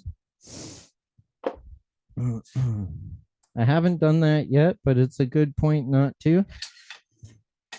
I have drilled my hand holding a piece trying to drill it though.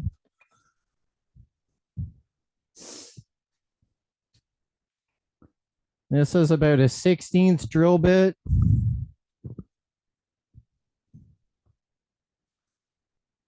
Take this, go in the pilot hole before I start the drill and it skates away on me.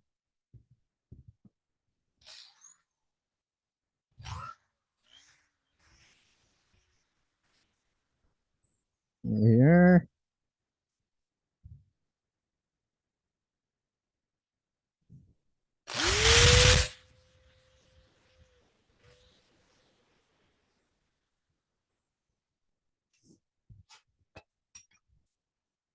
Now I have my eyelet. Okay. I would take what I use for my eyelet are 13/16 of an inch eyelets.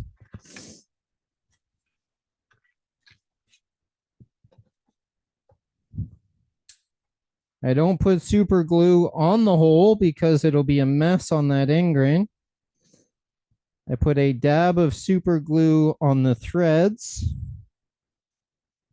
And I am definitely not using that big glob because it will seep out all over that end grain. So I take a piece of sandpaper I used and just put that in the threads. I have this ready. Because you want to get that in there quick enough before that glue dries. Okay, here.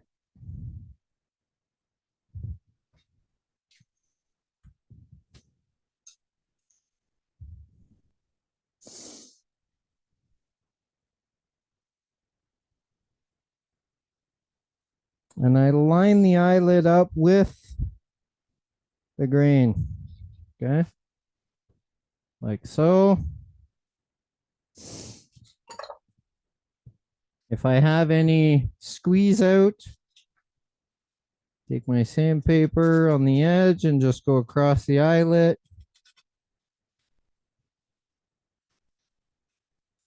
There.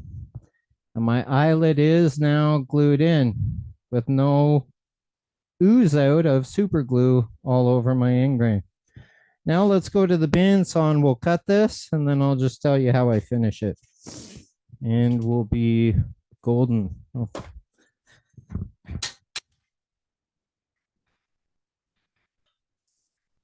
All right, so we're going to need to switch to my cell phone. and highlight my cell phone for me, please.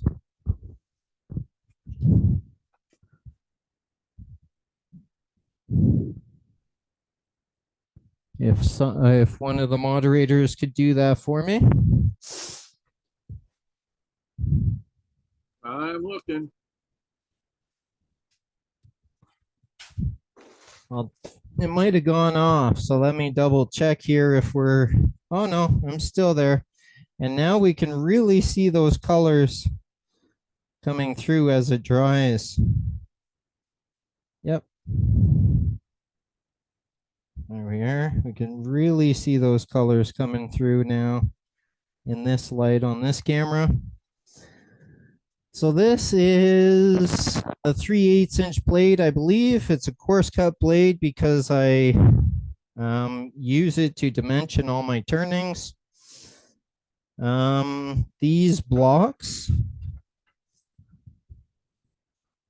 are a great project to turn on the lathe. Why buy a plastic one?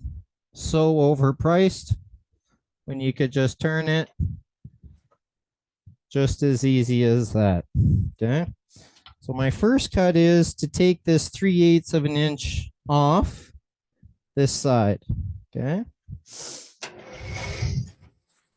I'm using the flat part of this so I can cut it safely. Okay.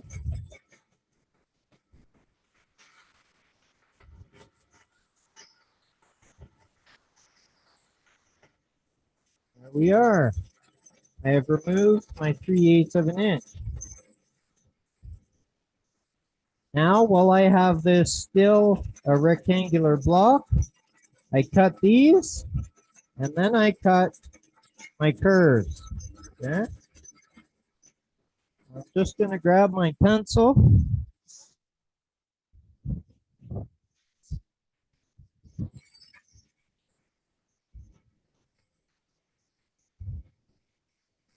I'm going to follow this line.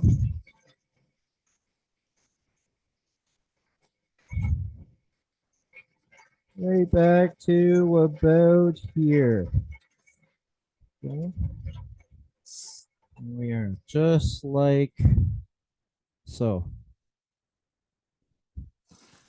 Almost, all right. So I cut these first. Enter very slowly to make sure I'm on my line. I cut straight back to that line.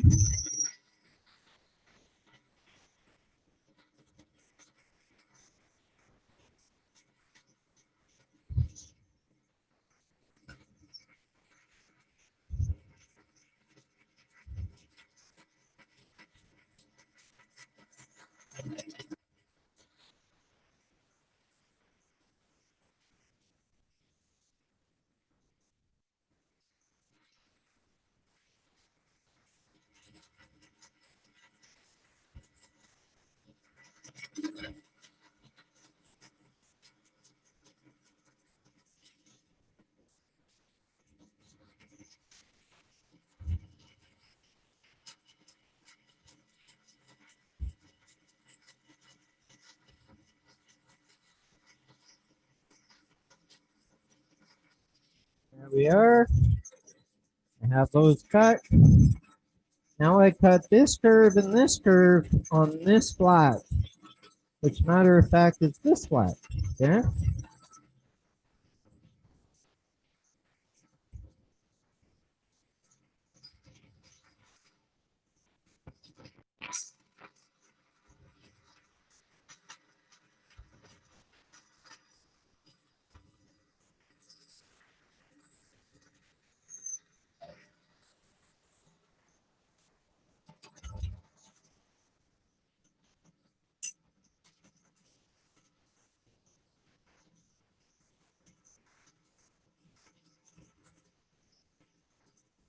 There we are. Okay. Now I cut the inside.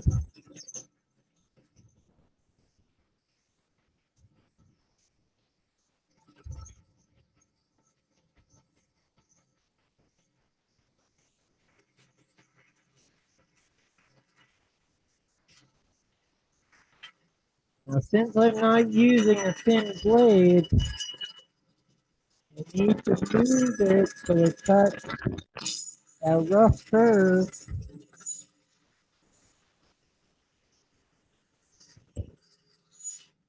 For me.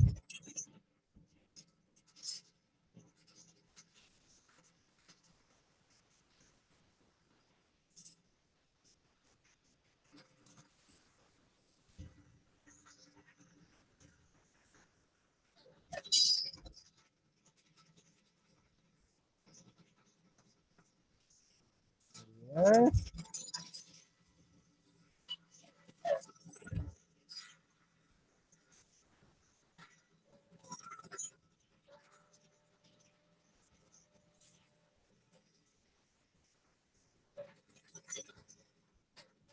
And straight, follow that line.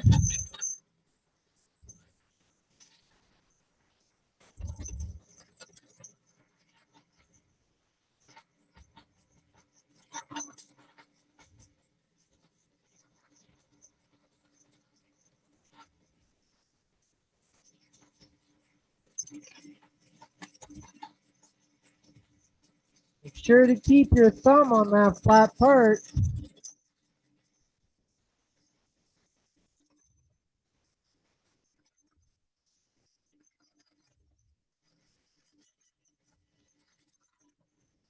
Like so. Okay.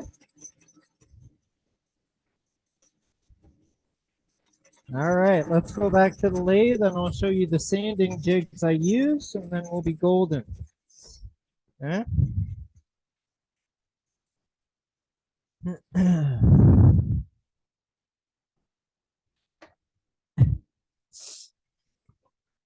Now I need my knockout bar. I need to sharpen my blade. You can see a little bit of burning there, but that's no big deal because it's going to be colored black.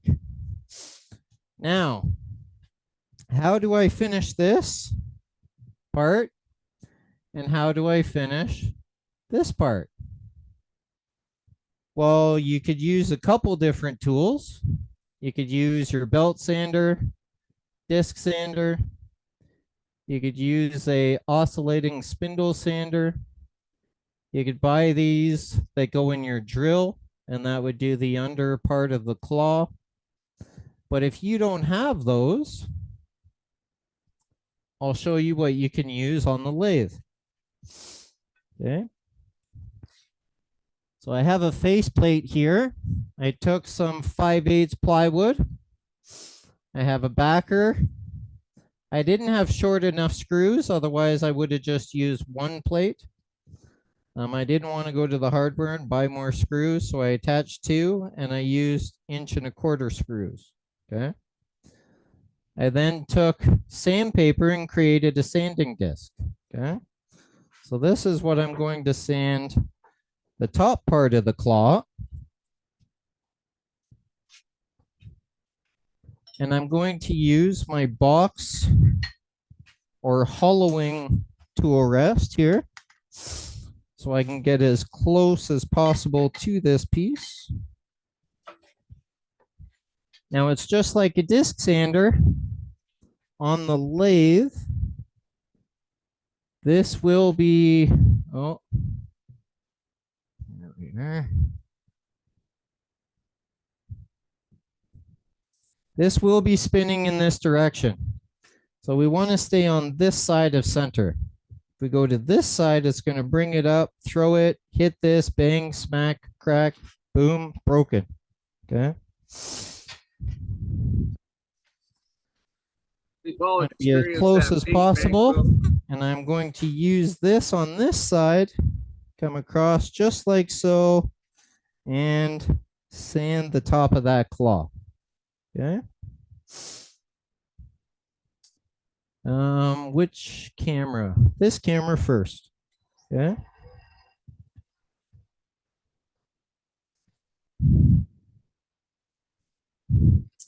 Now I am on this flat surface, not this curved surface. Okay.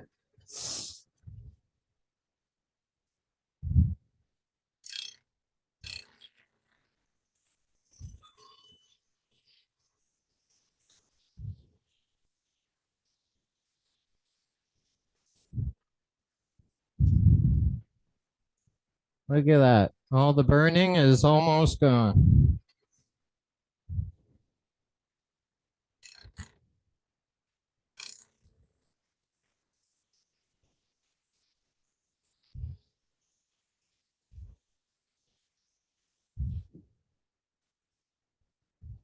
There we are.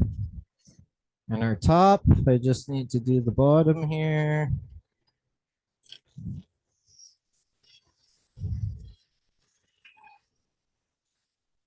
Missed the spot on the bottom side there. Now we're totally nicely sanded and finished. Okay. If I want to do this side, I can. Just like so for that flat side. Clean that up nicely. There we are.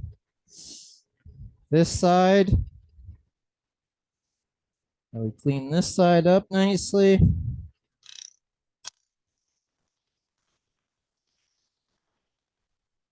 We are. Okay. Now a spindle sander. How do I do the inside? Well, you have a spinning motor. You can make a spindle sander. Here is my spindle sander. Fits into my lathe. 3, 2, 1 of the chuck. This diameter is turned to fit this diameter of my claw. I can mount this on the lathe and I can sand the inside of that claw.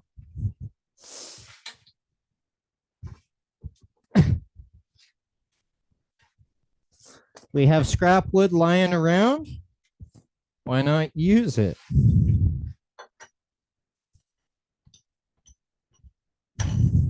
Now you may ask, how did I adhere the sandpaper to this faceplate and this spindle sander? I used some 3M Super 77 spray adhesive. I sprayed it on the wood. I rotated this diagonally as if I was putting it on a drum sander. And I used some packing tape on the open ends. Okay. This, I had 3 pieces. So I took 3 pieces of sandpaper. I took some tuck tape, went across the back, spray adhesive, put this on with a couple weights on it. And then I took some CA glue around that edge just for an insurance. And then I took scissors and I cut the circle. Okay.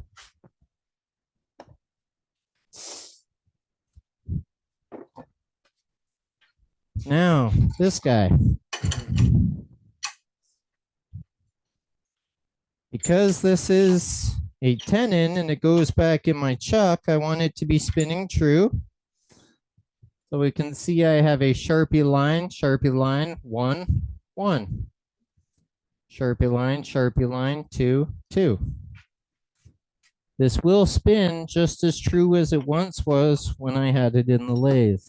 Also, I use tailstock support. Okay. Before I tighten this, I give this a little quarter turn, make sure it's seated in these jaws. Tighten that. And I have a spindle sander right at my disposal, virtually free. I had the wood, I had the sandpaper. All right, now this. I follow this on my spindle sander, just like so, and just like so. Okay.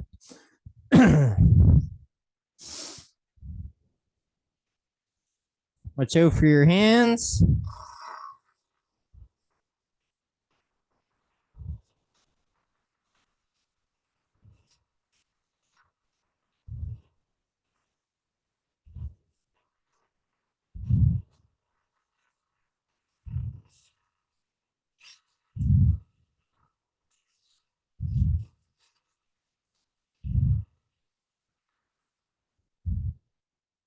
It's getting there. A little bit of a bandsaw groove there.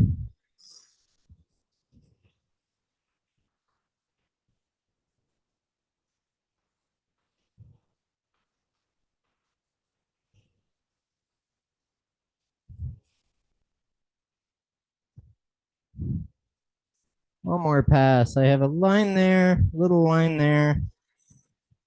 One more pass. Now I need to hold the pressure here because I don't want these fingers to flex on me and not sand uniformly. Light touch as I come across here so I don't get caught in a groove on that straight side. Light touch, let the sandpaper do the work.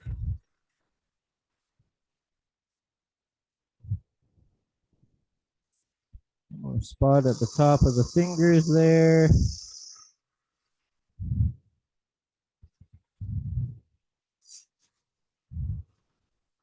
Now I want to keep these roughly a 1/4 inch in thickness to give it strength and stability.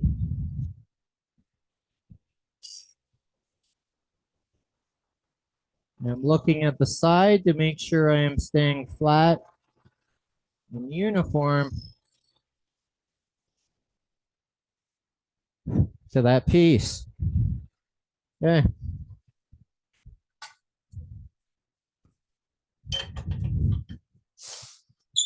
This I have already used probably 5 times. Okay, do you ever sand the tips of the fingers? I hand sand. I don't want to take them off because that's what scratches the itch you can't reach. So you can see they're flat. A little bit of an edge there, a little sharp there, but I don't really want to take that off because I want something to allow me to scratch that itch. Now what I would do is I would just take some sandpaper and I would hand sand that. If there's any tool marks, any waves or swirls, I would just come in there just like so, up and under those fingers. Soften that sharp edge. Soften that sharp edge. Okay. Do you sand between the fingers? Yes, I'm getting there. Yeah. And just I do this here. Take off any swirl. And then what I do is I take my sandpaper and I fold it. I just go right in there, right to the back, and out. Yep. Right in there, all the way to the back, and out.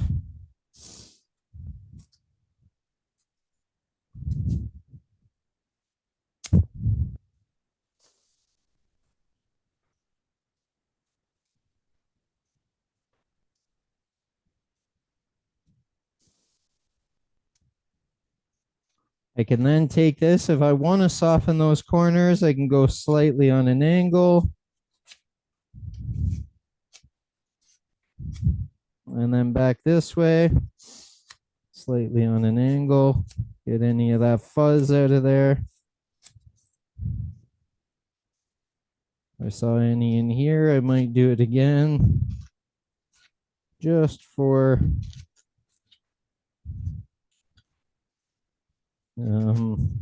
fun, I guess, or s and giggles.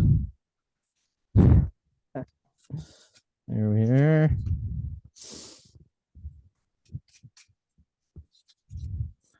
And there we have our back scratcher. Now all I would do is I would just paint this with the black stain that I have up here. So I'm not actually going to affect this in any way.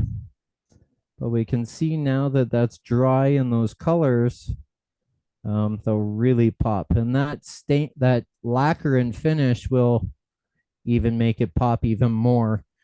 And then you'll see all those layers and all that depth between all those different colors. This one I didn't put red in, and I used a lot more yellow and a lot more coats over and above, but I didn't want to take too much time just on staining. If I continued with the yellow and the white, the yellow would take away some of the darkness, but I like it with the red and the orange and the yellow coming I through think it looks great. as well. So next week we'll see it with finish on it, and you'll really see how much it really pops that much more. So I mean, I staining it, painting it, it's just the same as when I did the base, so I don't want to bore you with that. But are there any questions? That is beautiful. I do have a question about the keyboard dryer sprayer thingy you've got. Is that a has it got the air can in it? No, it's actually, this thing is awesome. When I bought this, I'm like, oh my, it's that expensive? And then I bought it and I wouldn't even think twice of it anymore because it's USB chargeable. Takes Oh, about 40 minutes to charge. I can hold the trigger and it's on and off, or I can double tap the trigger and it stays on. I use this to clean off my lathe. I use it to dry stains and finishes. When I get impatient about glues or stains or paints drying. And it's just air. It's not a heat gun, so it's not going to light anything on fire. not the compressed air can. No, it doesn't. The fan sucks the air in here and blows it out here. Okay. So it did Okay. come with a little scrub brush for doing your keyboard as well, but then it also came with this reduced tip, and it's perfect for cleaning off your laptop, your lathe, your anything. It was $100 on Amazon. Oh, that much. Yeah, I know. I thought the same thing when I bought it, but it cleans off my lathe, it dries stain, it dries finishes, it dusts everything from the top down, and then I sweep up. So I mean, it's such a multi-use. I am now very glad that I bought it because it's also rechargeable. I don't have to buy canisters and air canisters, Right. and I don't have a constant consumable. It's buy once, cry once. And I've had this for, I've had it 5 years probably. Okay. Yeah. So Pretty. yeah. Okay. Billy Burt says he's got one and it cost him $39.99. Yeah, there's many different ones Okay. on the market. They all have different CFMs. That thing's got a pretty good fan and blower on it. So yeah, I saw Heather's comment about $60 American, which is 100 Canadian. So yeah. But I mean, I don't regret that purchase at all because it keeps my lathe and my lights and my cameras and TV and everything clean. My bandsaw, my dust collectors, I use it on absolutely everything. And then after demos, it cleans out my computer. I blow it out from every fan, and I mean, there's not a speck of dust in it or on it or under the Did keyboard. that thing have a name brand? This one is called I think that's Polar.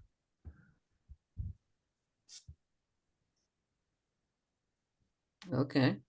Yeah.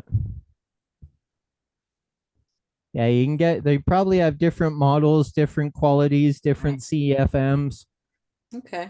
But I mean, this would blow acrylic paint right off the wood if I was closer than 3 or 4 inches from it. So Right. Well, we could use it for like the spreading the paint. You know. yeah. Okay. Cool. So All right, well, that was a beautiful piece. Very nice demo. Very good. Thank you very much. Yes. Has anybody else got any other questions? There's a Okay, I'll tell you, question. That that there's was a such question an in. enjoyable evening. It was a very enjoyable evening. Perfect. I'm The- glad to hear. A little longer than expected, but that's okay. We all had fun and we had to play and learn something and created a finished product. That So was enjoyable. Believe There's it. a question. There's a question in chat about will a diagram of the markout measurements be available? Is it possible for you to send that to Dave, our web guy, Cade? I don't know if Jim Duxbury is still here or not, but last month's He is. issue of Wood Turning Magazine, I recognized it. he actually has one in here with a diagram. So if he's okay with me taking a picture of this and sending it to Dave, I could do so, or he could send it himself because I don't want to copyright anything. But this has some similar measurements, a couple different steps that I do differently, but the same result. So the exact same result. So you can see here it's 4 inches. The teeth to the tip of the comb is 1.25 inches. I go 1 3/8 inches. He used inch thick stock rather than I used 3/4 inch stock. But yeah, if you're okay with me sending Dave a picture of that, I could do so, or you could do so, or I can't send that. That's a layout they do. I don't have that. They did the drawing. So they did the drawing. actually, Okay. I don't have that. You can buy the magazine for $3.50 or something. It's issue what, 392? Issue 392. Yeah. So it's Yeah. £4.99. It was 16.25 Canadian at Indigo Chapters. I think you can buy the online version for like Captain Eddie told about that. It was like $4 or something. Yeah, you can get the Online. virtual online digital one is I think about three or $5 depending what country you're in. Yeah. But yeah, very similar steps and the way about it. Don't worry about it, Kate. I will. You did a really good job of showing what it looks like and talking about it. I'll assemble something and put it online by next week for sure. Okay, perfect. If you need dimensions, get a hold of me, Dave. I'd be glad to Okay, sounds do good. whatever. Yeah, either or. So there they are. Another There. question. Where did you exactly go off center at on that tip? Which direction? On this side, Yep. you can see the fork or the comb or the claw is going downwards. Yeah. I'm offset 1/4 inch from the top. So I'm actually, Away from the claw, Brenda. yes. So I'm on center up here rather than centered here. So centered there. Gotcha. And then this one is centered exactly In the center. on center. Yeah. Okay. So, Absolutely great. Yep.